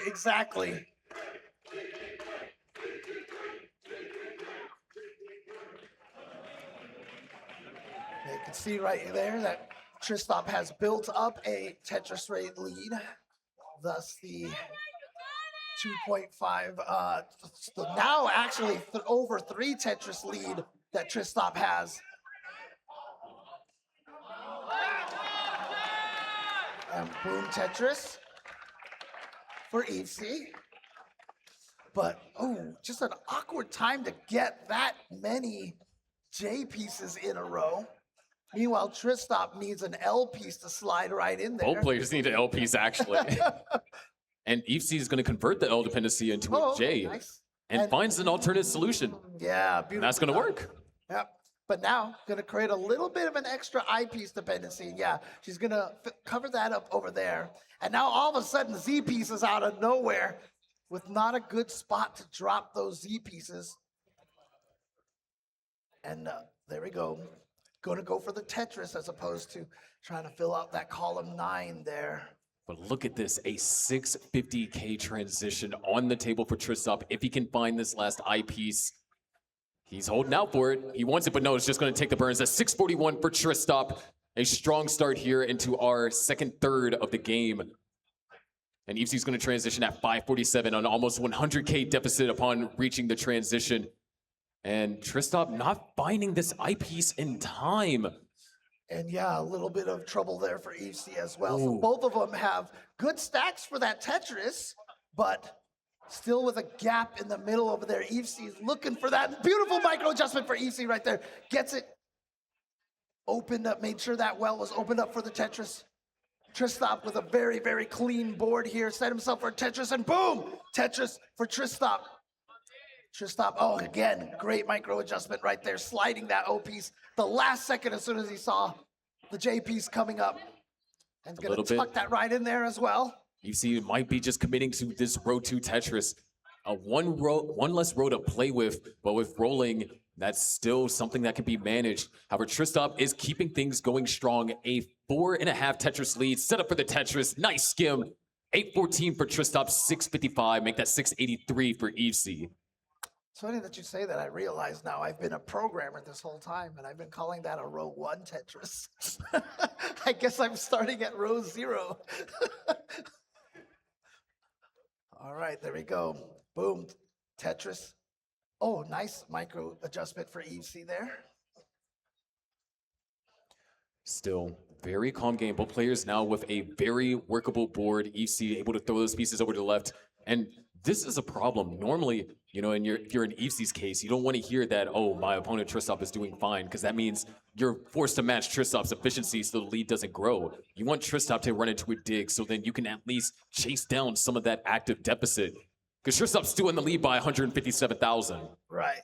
And you see every once in a while when Evesy gets those Tetrises, that's kind of like a longer pause. You can see her glance over at Tristop's screen to see where Tristop is at. Tristop is playing so cleanly right now. Just continuing to work on this. Play safe. Has the Tetris set up off of that burn, and boom, Tetris for Tristop, 78% efficiency.